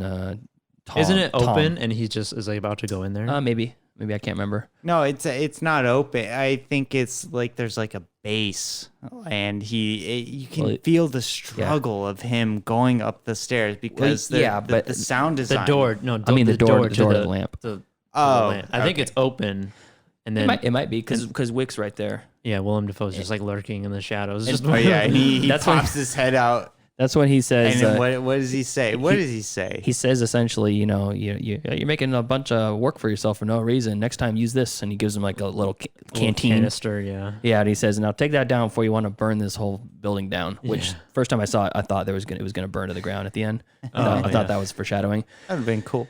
And he says, "You're behind already. Tend to your duties." You a dullard? Yeah. He says, "No, sir." And that's Fooled me. That's kind of where you start getting into the question, the Power relationship. dynamic. Yeah. Well, the power dynamic, and you're questioning yourself. You're like, am I supposed to be following Winslow, or am I supposed to be following the wiki? Mm-hmm. Who's the protagonist? Yeah. So Plot twist: neither. Now, so they get to their second dinner scene, and Winslow's all gloomy, and finally, Thomas Wick is now he's starting to try to cheer him up, and that's when he tells him, have some chark in ye, lad. Now's the time for Gavin Shatter. Yeah, and he tries to persuade him again to. What? Now's the time for dab and chatter. Yeah. He tries to persuade him again to start drinking, and he gives him this great tale about how, the worst thing that happens to a sailor is the time between work and sleep. When you're out at sea and there's nothing to do, doldrums. Yeah, doldrums. Yeah. So he keeps trying to get him to drink. It won't happen. And Pattinson asks him what happened. He's sitting there kind of all forlorn, and Out with it, lad. Yeah. and he says, "What happened to your second? What happened to the last guy that was here?" And he tells him that he died. He went mad. Went mad. He did. Yeah. And he said he thinks there was enchantment in the light going on about sirens and the like, and salvation in the light, said he. Yeah. And it's actually really cool that he mentions the sirens after we're introduced to Pattinson interacting with that's mermaid. what's happening to him already. Yeah. Exactly. You already get the hint that he's going nuts. So I thought that was really well done. After like a few days. Yeah. Well, seemingly. It's seemingly a few days, but it could have been a few weeks. Mm-hmm. Yeah. And that's when he introduced the idea that it's bad luck to kill a seabird. Seen you sparrowing that gull. And he says, "In him's the souls of dead sailors." Yes. So good. so you get the idea that maybe that seagull is somebody else, and it comes into play later. Yes. The gull comes back as Pattinson's sleeping and starts pecking at his window, still pissing him off. And while he's trying to jack off, he's just like the goal wakes him up so that he can jack off. The goal is the inciting factor for the JO sesh. Doesn't? Oh, yeah, that's true. I guess He has a good old JO. He He wakes goes out up in the shed. Yeah, goes out in the shed to takes slap his the salami. he takes his figurine to beat his salami. But then when he leaves the shack, he looks up and he sees naked ass Willem Dafoe up in the lighthouse. it's like spread eagle in front of the spread light. eagle, yeah, exactly. That's perfect. Yeah, he's spread eagle. He's coming off of the orgasmic effects of the light. And comes out for and then, that blissful Winslow air. hides behind the shed. Yeah, he's ashamed and he's also creeped out. He's like, "What the fuck is this?" But he dude knows. doing But out he there?" knows because, as you find out later in the movie, he's logging all this down. He's jacking off all the time. He jacked off a bunch of times in it. He could have caught him another time when Willem Dafoe himself wasn't jacking off. But then you're led into smash cut into one of the best like taking to task of someone in a movie that I can remember is, What do you call that? he says, "You've been neglecting your duties, lad," and he basically tells him that you're supposed to be cleaning the signal house, and you're not. And Pattinson is defending himself. He's saying, "I scrubbed it twice over," and I say you didn't, right? Yeah. I need you to suck off You get of these the first nails. of Willem Dafoe's rants. Yes. Monologues. Oh man, he so knocks him good. down like 10 pegs, and we won't go into the specifics of it because no one can do it justice. No. It's No one can do it but Justice. Justice, please do a rendition for us. So that's fantastic. Winslow keeps working through all that mayhem, and you're seeing their relationship start to deteriorate in the power struggle, and he's putting him down low. And the third dinner scene happens. No conversation, completely silent. Yeah. All you hear is the rain pattering on the window, the wind howling outside, and then just hearing the forks just scratching on the plate. This is a good movie to watch in fall and winter time. Yeah, absolutely. Set the It came mood. out in the fall time too, so it anyways. Then more menial tasks. He has Pattinson up on a hoist, painting the side of the lighthouse. Just real quick. Yeah. When Robert Pattinson is first doing his duties, he's like, Willem Dafoe comes in and wakes him up basically, and it's like a shot. You don't really see Willem Dafoe. He just lays in bed. You see like his pointy ass rib cage. Yeah. And the roof needs fixing, and then he rests. He like takes a deep breath and just he just lets one rip. Giant fart. Just but it's like a long low one. Yeah, it's like his whole body is just decompressing. There's no semblance of cleanliness there. And then when he's on the roof fixing whatever shingles, he takes a peek into it's right above the bedrooms, and he sees obscured Willem Dafoe's long johns, middle section, his long johns with the flap open, humping his mattress, humping the mattress. He's got a young looking butt. Yeah, he does. It's very strange, and he's just gazing at it as he's like writhing asleep and like. I can only imagine Eggers was like, that has to stay in. $10 says he's thinking about fucking the lamp. Yeah, I'm thinking about that lamp. So they paint the side of the lighthouse. That's like a moth. He loves the lamp. We're bringing the moth memes back. And the lighthouse, painting the side of the lighthouse scene is great. One of the funniest scenes. Again, such a really fun scene. And just the way that Wig is harassing Robert Pattinson's character. He's really asserting his dominance. Yeah, he's like literally he's holding on to his life. And never been in better hands. And then the seagulls pecks at him again once he lands on the ground. He's pecking again at his leg. Same seagull with one eye. Stop Corbin. I ain't yar. And then it goes into dinner scene number 4. And it really, at this point, you kind of get the idea. If you're listening to us say this or explain this movie if you haven't seen it yet, it's like dinner, bunch of work. More dinner, some verbal harassment. Yeah. Dinner, some more work. And if you're already far in this episode, please, if you haven't seen The Lighthouse, please watch it. Why would you be listening? Yeah, why would some people do. Yeah, our tens of listeners. And we have tens of us. And there's the theme that I enjoyed through this too, which I feel like this movie is appropriate for this time we're all living through, is it is a movie of isolation. People stuck on an island. They have nowhere to go. They're stuck in this house and they have nothing to do except for keep each other company, and they're not very good company for each other. So things could be a lot worse. You could be in the 1890s off the coast of Nova Scotia, stuck in a lighthouse with someone who likes to piss in a pot and fart every 5 seconds. Yeah. But sick of your goddamn bots. This dinner is the most exposition we've had about the characters. You find out Robert Pattinson calls himself Ephraim Winslow. Oh, this is where it turned me into a really big fan. It really takes off from here. Yeah. And he talks about how his last job was being a timberman up in Kennedy. Yep. And, Kennedy, chopping down bush, as they call it.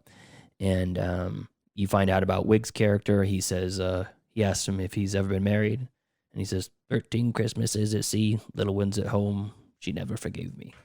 And it's like, that's all you get. That's all you find out about him. Yeah. To think he's now a he loves the sea. Yeah. And it is great when he says something along the lines of, this light is the only one want for me, the only woman want for me. Yeah. And she's been a kinder, tenderer, quieter woman than any warm-blooded woman has. Which meaning He wants to give it to the light. Yeah, that's really what It's his he wife. wants. It's his work wife. Which even more so than his work wife, he's jacking off in front of a lighthouse light. You don't actually ever see that Well, You just infer it. from the slime. when we get, well, yeah, I was gonna say That was octopus juice. No, it was not. It absolutely It was jism. It was octopus. It was. It was octopus curdled, slime. It was curdled jism. So and then Winslow gives his little story and says, one day I'm gonna raise my own roof. And no one can tell me what for, and that's all. Yeah. And he gives this heartfelt thing, which I thought was so funny. He gives this heartfelt thing, and It's so relevant. too. Wig just says, "Same old boring story, eh?"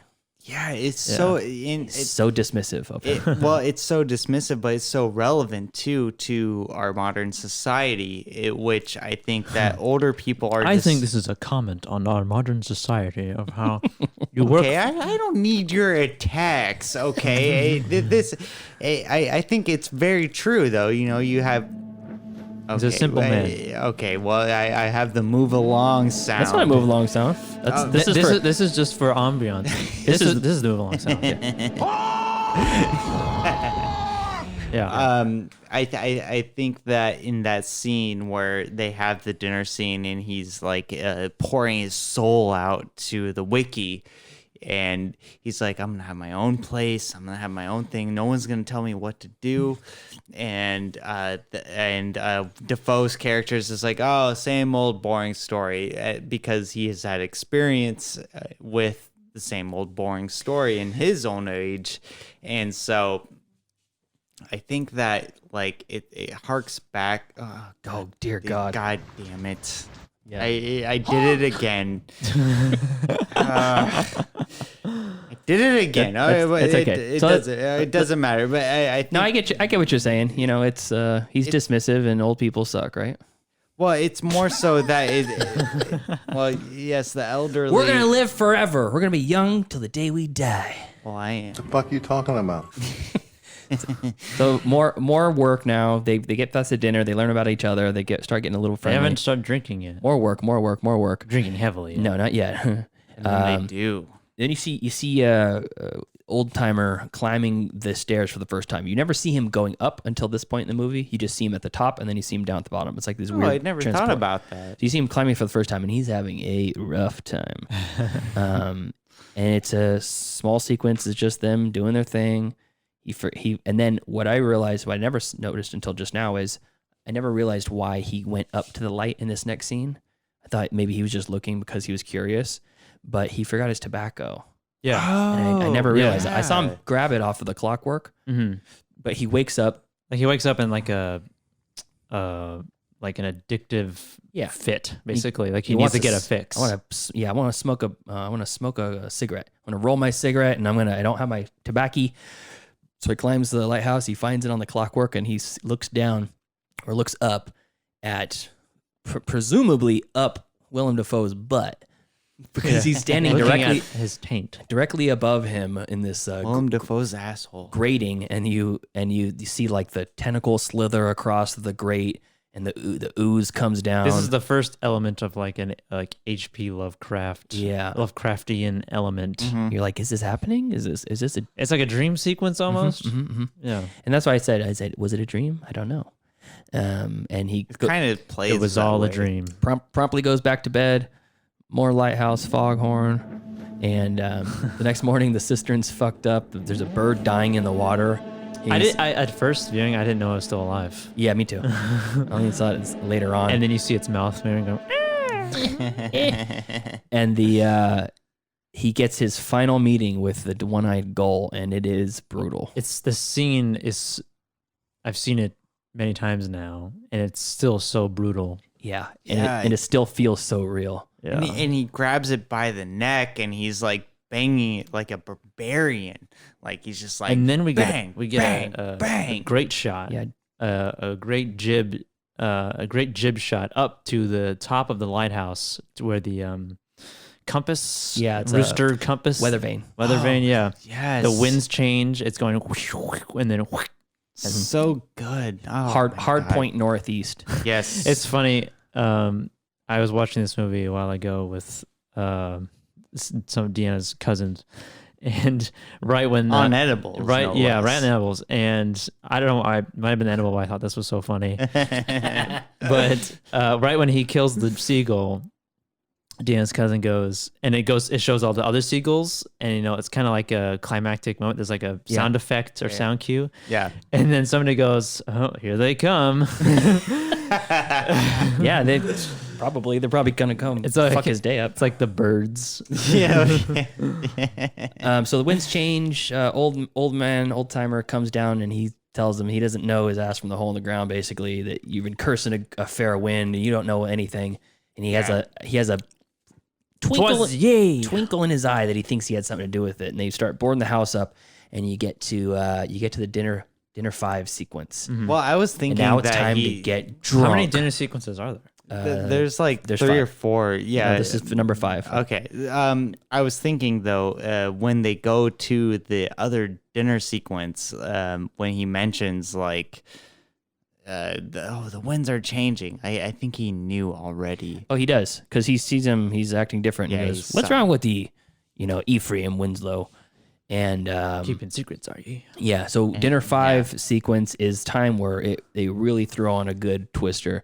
There's very little drama. It's all fun drinking. There's not much antics. They wake up. They toss. He goes and tosses the piss pot with the shit in there. He wakes up on the floor. Yeah. They're both sleeping on the floor. Yeah. And then he sees turds on screen. Yeah. Oh yeah. There's a poop. Forgot about Trigger that. warning. There's poops. And so he's screaming, and that's when he sees the mermaid for the second time. And she, or No, in it's person, not. and he wakes up. He in not a dream. He sees her because he says he's trudging back in the rain after he's been shoveling more furnace like a maniac, and covered in shit, and he's trudging back in the rain, and he sees the mermaid. And there's a great another like kind of psycho sequence of her first time you see. Yeah, she's covered in seaweed. She seems like she's unconscious. And he starts groping her, and she wakes up and screams at him. We get this like shot of the side of her body like going downwards, and you see it's transitioning into the scales and the fish part of her. And then she wakes up laughing. Yes. Yeah. Did you guys know that the genitalia on the mermaid was based on a shark's genitalia? I did not. So deviating off of the movie, Starbucks, they have their logo with the 2 shark or the 2 tails. tails. Tails. That is a representation of a mermaid before Victorian times. Oh, interesting. And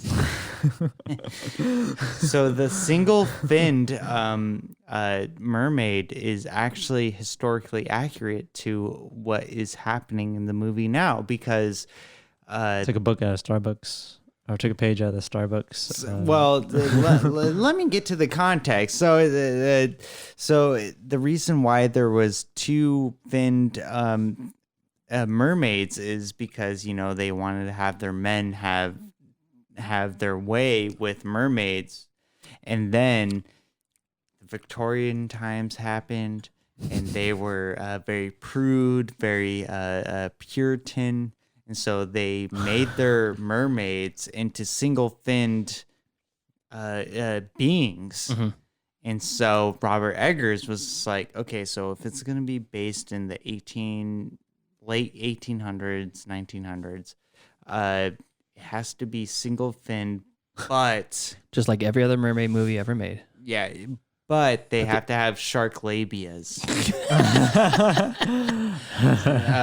So that's where it's... But it answers, okay, so not this scene, but a different scene answers the age-old question of how does it work? Well, it's because mermaids are... and it literally flashes the answer right in front of your face. It does. Quivering. Very quivering. Oh, man. Okay, so I'm gonna fast forward through a bunch of this. It's basically where He comes in, he's screaming his head off, and old man Wig is telling him, what are you splitting your lungs for? Blah, blah, blah, blah. Smell blah. of shit. Yeah, smell of shit. Clean this place up. He's like, I'm sorry, I'm jacking off. And they're waiting out in the storm. Today's the day they're going to get picked up by the tender. You're going to get out of here tomorrow, Winslow. Yeah, and they're waiting out in the rain. Or Ephraim. It's a crazy storm, but no one comes, so they get back to work. We have this crazy shot of them standing out in the storm. Yeah, just like miserable. Jesus Christ, so bleak. And then he's back in the blast furnace now. That's real weather, too. No shirt, beefcake in it, drinking booze like a maniac, and Wig comes in and starts screaming about how the damps got to the food stuff. The damps got to the provisions. Yes, and so now you get the first instance of an unreliable narrator or a time bend introduction. Yes. And here is Thomas Wig, old man, coming in and talking to Ephraim Winslow. I can take the dory out. This is after they got missed. Their ship got missed. Weeks.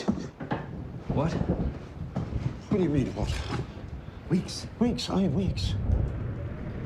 We slept in, dead drunk. It was the night It's before. been weeks ago since we missed our Winslow. And I've been asking you to ration for weeks now, too, but you kept barking at me like a mad dog, saying you can take the dory out. Oh, look here. Oh, no, don't be losing your head now. And he's it's so good. He's implying that it happened weeks ago. They missed their boat. But to us, it just happened that the night before. It seems days ago. And the funny thing is that he's from the audience's perspective, the old man, the old timer, he is insane. He's clearly doesn't know what he's talking about. And you think that? We're led to believe that they missed their boat the night before, and Thomas Wig is telling him, it's been weeks I've been asking you to ration, and they literally just in that conversation in that room, unmoved from that spot, they just were talking about rationing provisions and taking the dory out, and he's like, you've been squawking like a mad dog for weeks. So it could maybe. So you're like, who's? He's clearly crazy, or he's fucking with him. Yes, that's also what I was thinking. Well, an alternative though is that the Pattinson's character is having a time dilation in his mind. Mm-hmm. And we're attached to him as the protagonist, so we also get it. Yes, okay. That's what I got. I'll get to that in the ending of this, but so we get to the end. They dig up the rations. Yes. They tell old dig. Yeah, and the rations are just rum. Yeah, the alcohol. rations is just booze. Yeah, the only thing to save is drink. Yeah, and so they dig up the rations. He starts telling them old sailor stories about the ship rats, his legs going gangrenous. Yeah, and that's when Wig's story falls apart, because he said that that's when he lost his leg, the use of his leg. But he said before in a previous story that he broke it with a Catholic nun. Yep. And now they're super drunk. They are drinking hard with the new provisions, and this is now they've made their way from the drinking area. They're singing yet? No, not yet. I don't think so. And they're going from the drinking area up to the living quarters, the sleeping quarters, and he's talking about how they can eat the grass with no teeth. You rip it out and you swallow it. And then we get to the famous scene, the Hark scene. Before that, you get to the from the trailer. Yes. They made it a little bit longer in the trailer. Yeah, they extended it. The timing is very good though. So good. And they're just staring at each other. You can hear and nobody said anything, by the way. Environmental aspects of it all. It's like it's. I think Winslow just takes a deep breath, and and then Wake goes, "What?" That's what I mean. That's the trouble with you. That's the trouble with ye. With you! With ye. No! No! So that's where that sound comes That sounds from. familiar. Yeah. And it is funny because it's almost like when someone's just trying to get under your skin and you're just like, I'm going to fuck with them some more. It's like a sibling thing. Yeah. Yes. And he goes on this whole jag about how he doesn't like his food and he wants a steak. I want a goddamn steak. Yeah. He wants to fuck a steak. Yeah, exactly. And then a bloody steak. Then he basically says how could anyone like your cooking? And that sets off, That's for off whatever Willem reason, Dafoe. that's what sets off Willem Dafoe, and he gives us this. Hark! Triton! Hark!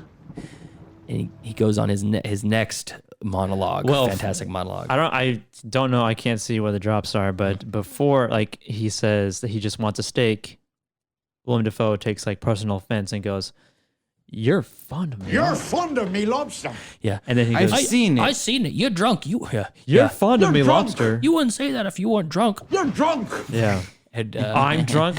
Yeah, I've been Yeah. drunk since the moment I met you. Yeah. And so that's a little bit of their insanity. And then the end of his epic monologue, he goes, Robert Pattinson goes, is like quivering in the corner, and Willem Dafoe is towering over him in this silhouette and his insane look on his face. 2-minute long soliloquy. And he just goes, All right, have it your way. "I like your cooking." Yeah, It's so good. It's iconic. This is and it's hilarious too. It's a culturally relevant film that I think. Come on, man! This is funny stuff, man. Well, I don't know. Well, it is funny, but also at the same time, this is going to be timeless. That speech, the Hark speech that Willem Dafoe I think gives, is people, timeless. people will reference that for many, many years. Yeah. It's timeless, and so he gives the Hark speech, and then you get the famous line of, "All right, have it your way. I like your." Well, after all that happens, and he's still a little bit fucked up.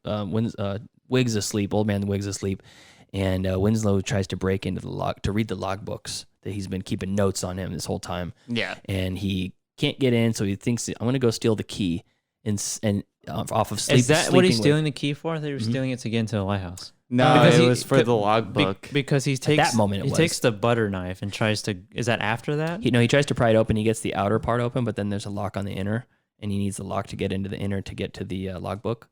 And I think out of nowhere, he's just gonna steal the keys, and then he says, "You know what? Maybe I'll just fucking kill this guy." Yeah. He pulls the knife out and he's gonna stab him in the throat, and he wakes up in time. He's crazed. Queer from way to being- wear your shoes. He's Yeah. crazed of being drunk and on this island for months. We have a ultra close up of Willem Dafoe's eye, where he wakes up, looks at him, and then he calms down. That's a big mood. Queer way to wear your shoes. Big mood. And that's this point the relationship is completely lost because Yeah. he's like, "You're not even human anymore. You've been so far away from people at sea," and he's just berating him. Tend to your duties. Yeah. So he's now guzzling booze while shoveling coal, jacking in the shed nonstop, shame jacking. Really. Is this the sequence? This is the montage of the fish mermaid vagina. Yeah, he finds the head in the lobster pot in this montage. He fucks the mermaid in this montage as well. He gets dragged out into the ocean by the mermaid. Mhm. Yep. And then he shrieks in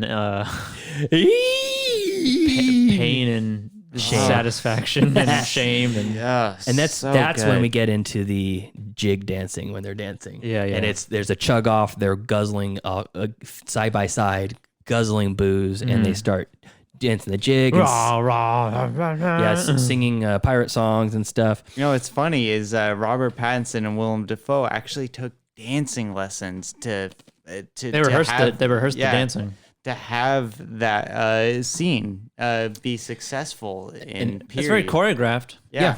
And the dancing scene was probably one of my favorite scenes in the movie. Dance, Winslow, dance.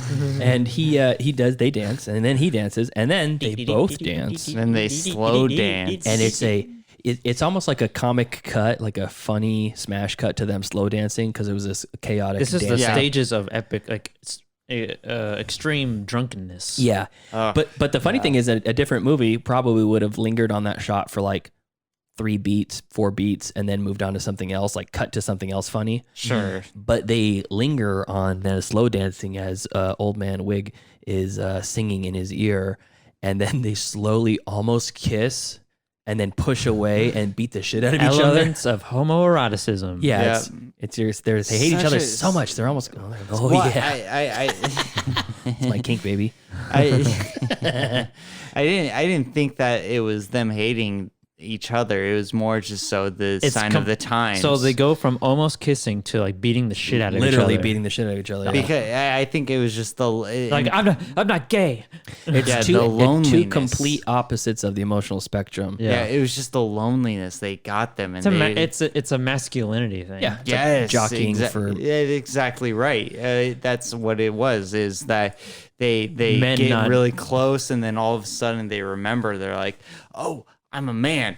Get away from me." It's about men not being expressive with their emotions. Yes. And at that point, he's being held. The young man is being held by Wig, Ephraim Winslow, and he spills his beans to him, and he tells him that he was the old man. Wait, did you say that? Old man is laying in the lap of... Who's being held? Old man is laying down on the lap of I thought it was the other way Ephraim. around. Yeah. So, Ephraim Winslow says that he actually is not Ephraim Winslow. He's Thomas Howard. Thomas Howard. Yeah, and he's... Killed some dude. Yeah, he killed a guy, or he didn't kill a guy, but... He watched him fall. When he was on a river, on a log run on a river.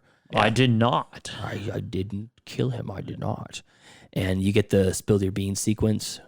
Which is that's where the movie like crescendos.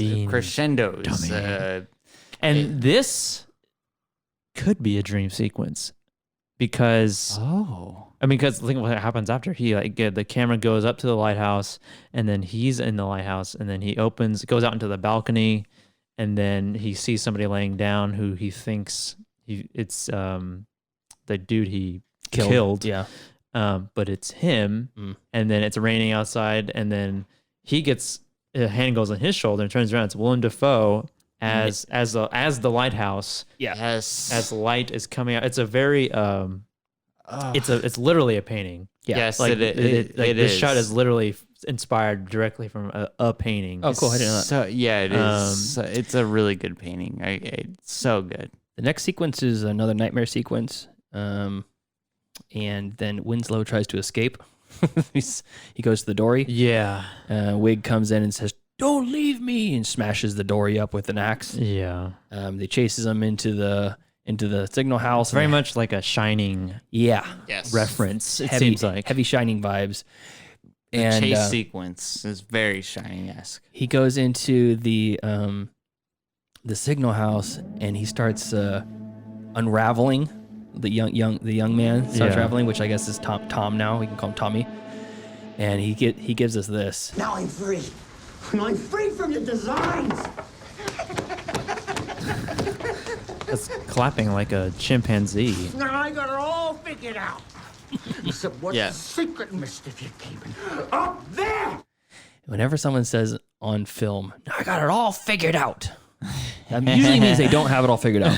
Yeah, it's not what they think it is. And it's funny because there's such a roller coaster of emotion between them, scene by scene. In each scene, like he goes that high to that intensity and that insanity, and then instantly he's calmed down. And Wig takes the knife from him, snaps it off in the floorboards, tells him he's going to charge him for it, and then he basically says, Robert Pattinson says, "I could use a smoke," and he says, "How about a drink?" And then they start drinking again, and they start slurping turpentine and honey. This is when that's after when Willem Dafoe is like, "I'm probably a figment of your imagination." That's that whole scene. Yeah, that's all this. This rock is your figment of your imagination. Yeah, that's when he says this. How long have we been on this rock? 5 weeks. Yeah, for 3 days, 5 weeks. And help me to recollect. Yeah, I say that many times when I'm at my place of work. And I say that to, I'm just like, how long have we been on this rock, to any coworker that's in earshot of me. I'm shouting it all day. And he says, "You're probably still up in Kennedy, knee deep in snow, muttering to yourself." Yeah. Oh, I love that scene so much because it's so true. Because he still has the like the life vest jacket on his like legs, and he like just shuffles over to the couch or chair.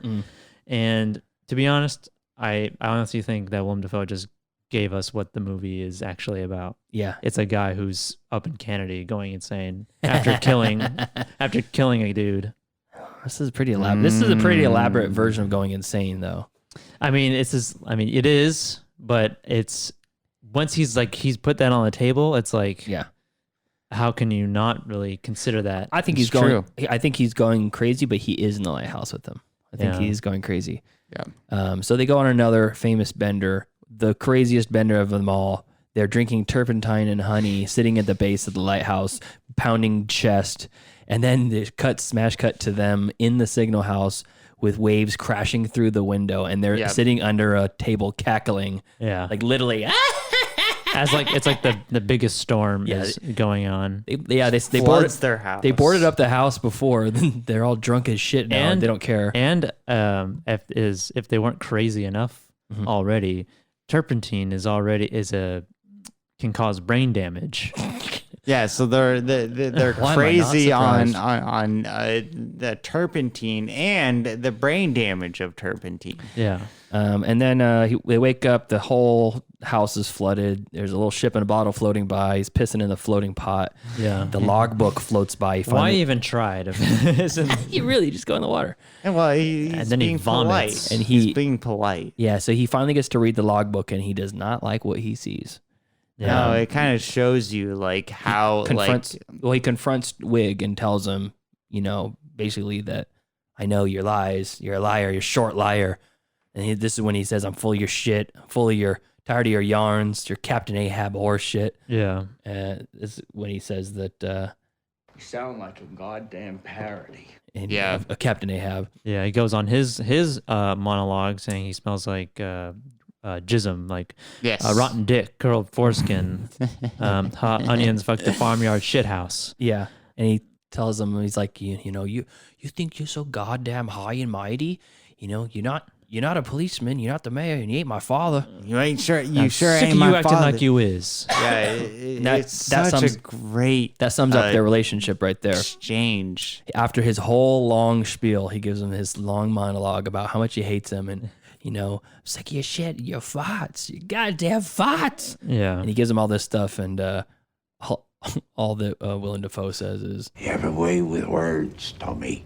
It just pisses him right off. Yeah. Yep. And you're relieved of your duties. Yeah. And so then we get into the more supernatural aspects of this movie where Willem Dafoe becomes they fight, they get in a fist fight, they're on the ground, and he turns into a Triton.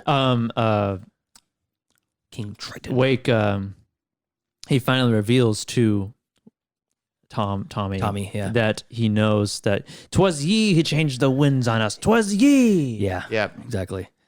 Like you're gonna kill me like you done that goal? Yeah, that's when they start the fight. That's what kicks it off. And I didn't. That, and also that he's recommending severance without pay. You trying to ruin me? Yeah, which is funny. I'm a hard worker. Oh yeah. Actually, I wrote that down in my notes. It says, I'm a hard worker. I am. I work as hard as any man. And Wig says, "You lie. You lie to yourself, but you ain't got the sauce to see it." The sauce. Yeah. Got lost in the sauce. He got lost in the sauce. So and then the funny thing is they're arguing about his pay and how he's not a hard worker, and he's breaking down. He's begging him, please, please, I just want to see the light. And he stops talking about his pay, and then he instantly starts I'll talking beg. about... Don't make me beg. Yeah. I'll beg. Fight happens. Tommy gets the best of him, and then beating the shit out of him. And then he tells him, "Bach, boy, Bach." Well, he turns into the guy he kills. Like his vision, he sees the guy he. Well, the first thing, he gets popped in the mouth, and it rings his bell, and he visualizes the girl, the mermaid. No, he sees the guy first. Oh, does she? And then he attacks. The guy that he killed, and then it turns into the mermaid. She's like, you see her hands going in his mouth. Yeah. And then it turns into Triton. Willem Dafoe as Triton has got tentacles, crowned in cockle shells. Yeah. All that, and then he just starts beating the living shit out of. It goes into insanity at the end of the film. You're killing me. Yeah, and then it goes like, you're killing me, and then it goes to Robert Pattinson's character leading him on a leash, then it turns like into a dog. Puppy play.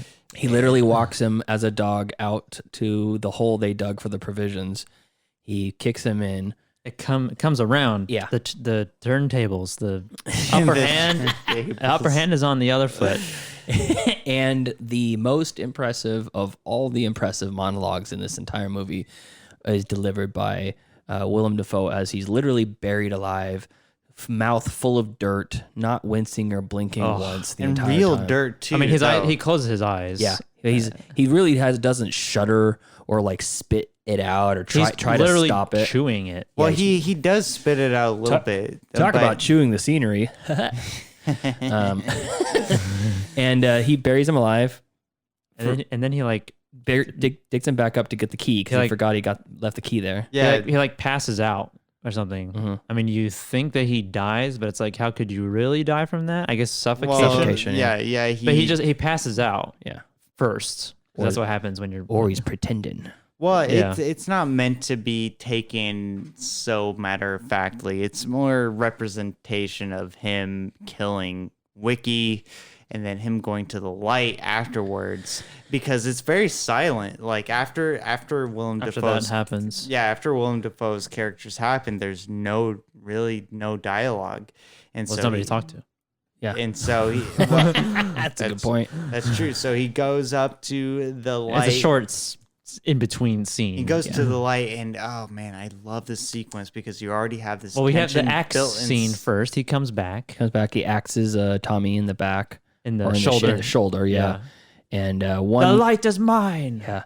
And one well-placed hatchet to the head, and Tom Wig is gone. He like Robert Pattinson is like numb to pain. He literally gets axed in the shoulder on the top joint. Yeah. Of where your arm connects to the rest of your body. He crawls his ass up to the lighthouse top, trailing blood along the way, and he finally gets in and somehow has an automatic opening door to the hatch. This is when the light has been an ominous figure.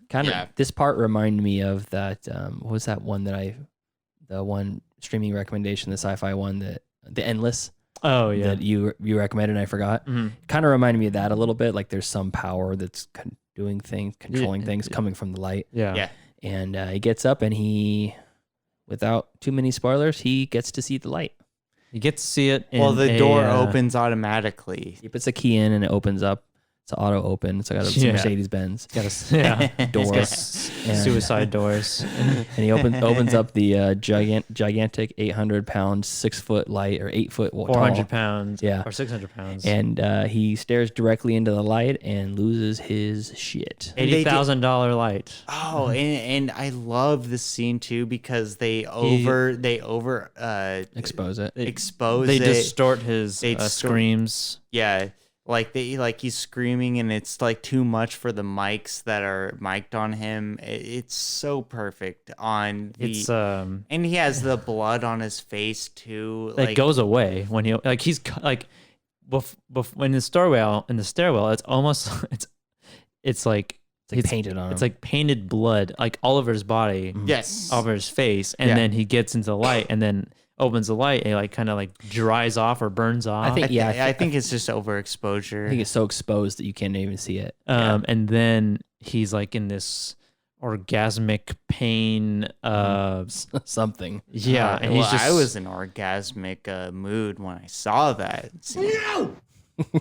I don't want to think about that. Well, you don't have to think about it because I was sitting next to you. It happened, yeah. And and then it's just like it's like climaxing, no pun intended. And it is. And then it just cuts and he falls and breaks his leg and then rolls down the stairwell. And magically he's teleported outside naked. Well, it fades to white. Yeah, but when it fades back to the seagulls picking away at his body, you're like, how did he get outside? Why is he naked now? How did this happen? Well, you don't need to know about that. Okay, so my justification for that is that he crawled out of there, probably, but his leg's broken. You wanted one last JO. So he can't walk. So he's crawling back. He's crawling out, even though the buildings are all one. Yeah. Right. So for some reason he crawled outside, and we see earlier in the movie when he was painting the lighthouse, and then he wakes up. He falls, he gets knocked out, wakes up, and the seagull is ripping his clothes. Yeah, we see that the seagulls are very tenacious. Yeah, and I mean, I don't know about removing all of the clothes on his body, but you know, you don't need to know. The point is, the ending is up for interpretation, and I enjoyed it. I like the ending. It's a Greek mythology, very much like Prometheus, who was Prometheus who was and what was the other one? Icarus, yeah. He is who Prometheus condemned to be the old man in the sea, chained to the rock and have his liver get eaten every day by a eagle or something. Yeah, it was something like that. And that's what's happening. The seagulls are he's like eternally being eaten. His intestines are being eaten. Yeah, what a great representation of that imagery. So we're at the end of the movie. So the movie's over. We'll be done. Yeah. So Joseph, what rating would you give The Lighthouse? Wow, this is the quickest transition into ratings that we've ever had, I think. I don't know. This movie is it even on the scale of numbers? Yes, it is. I'm gonna give this a 4.5 out of 5. Nice. Yeah, because if I were to give it a 5 out of 5, I would have to like justify that it's a perfect movie, and I don't think it's a perfect movie. I can't believe what you're saying. But it's like a damn near perfect movie. Okay. You know? Okay. Yeah. What about you, Pete? What do you give The Lighthouse? I never really thought about it. You never thought about it. No, I don't. We're doing a show on the Lighthouse, and you never thought about a rating. When I watch movies, I don't usually think about a number rating. Yeah. Yeah, I'm somewhere between 4 and 4.5 as well, and I think probably closer to 4.5 because it's a very personal rating for me, and it's a really rewatchable movie. Yep. And I am 100% acknowledge that it's not for everybody, but it is very fun, and I think that most people should watch it. Not everybody, but most people should watch it, just for the experience of it. And it does. I wouldn't call it a perfect movie at all, but what it does is very ambitious, and it's as pretentious as it sounds, it is a art piece for sure. An enigma. It is beautiful art, and I love it. So yeah, 4.5 for me. Yeah. Okay. Well, this should be no surprise. I give it a 5 out of 5. Well, I thought you were gonna give it like a 3. All right, have it your way. Much like your favorite horror movie. Yeah. Well, so The Lighthouse. This is the first time that I've had a 5 out of 5 movie on this show.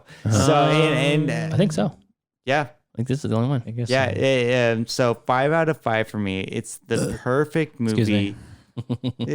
You're excused. During my rating, no less. Well, now I feel like my opinion doesn't matter. It's a 5 out of 5 for me, and the reason is that it's a perfect movie. You know, it's awesome. With the trivia behind. Subjectively, it's a perfect movie. No, not subjectively. Objectively, it's a perfect movie. Well, as you see here, it's not objectively. I don't care. This is a movie that is going to be planted in our society. You know, this is and I've said this before, this is the greatest movie in the last 15 years. You're fond of me, lobster. I am. Got gems like that in there. How can you go wrong? This and is it's a very quotable movie. Yeah, it's true. a quotable movie. Much like The Witch. Sure, yeah. And also,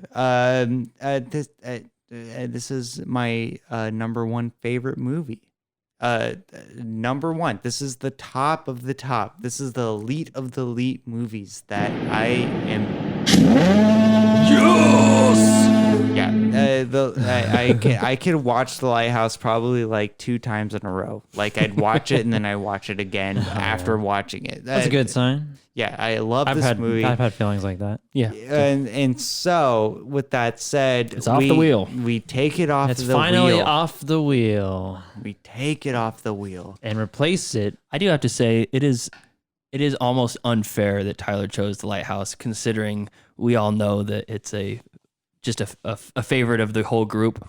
Sure, but This is a filler episode. Yeah. Well, it's not a filler episode. Don't you? How dare you? How dare you even say it's a filler episode? I've been wanting to discuss this movie in a group setting for a very long time. The Lighthouse is it's a gem. It's a gem that I hold dearly to my heart, and actually, I just ordered the Blu-ray recently. I'm glad that doesn't say much though. You have the Blu-ray of Veronica. Well, do you have it? It's on its way. Oh no! And honestly, I should say that I spent $65 on the Suburban Sasquatch copy. Oh my god! Yeah. So, I'm the Danzig of this show. I am. I am the Danzig. All right. What's your movie you're going to put on the wheel? So I'm replacing The Lighthouse. I'm glad we had this discussion, by the way. But I'm replacing The Lighthouse with American Psycho. Oh, cool. Yeah, starring Christian Bale. I think it's there's a lot of discussion to be had with this movie. I had a lot of I had a lot of debate with myself on what I should replace with The Lighthouse with, and because it doesn't have to live up to The Lighthouse. You don't have a list of movies you want to put on the wheel? Well, right now? No, not really. I just didn't want to have movies that were already been reviewed by many people, But I think American Psycho that has been out for. I think American Psycho is a good movie to discuss. I hate to tell you, we're not exactly trailblazers on this movie podcast, reviewing movies. All right, well, although I do think that we're putting out a good product. Okay, well, let's spin the wheel. God damn it! I'm excited for that. By the way, I love American Psycho. I do too. All right, so we got E.T. the Extraterrestrial from me, fan pick space, Pi, Darren Aronofsky's first movie by Joseph. Last Black Man in San Francisco from Joseph. Fan pick square number 2. Super Mario Brothers from Tyler, and The Fifth Element from Pete. And here we go. And American It's Psycho. wheel time. This is going to decide the movie that we watch next week. Here we go. We got to find a theme song for this. I know we do.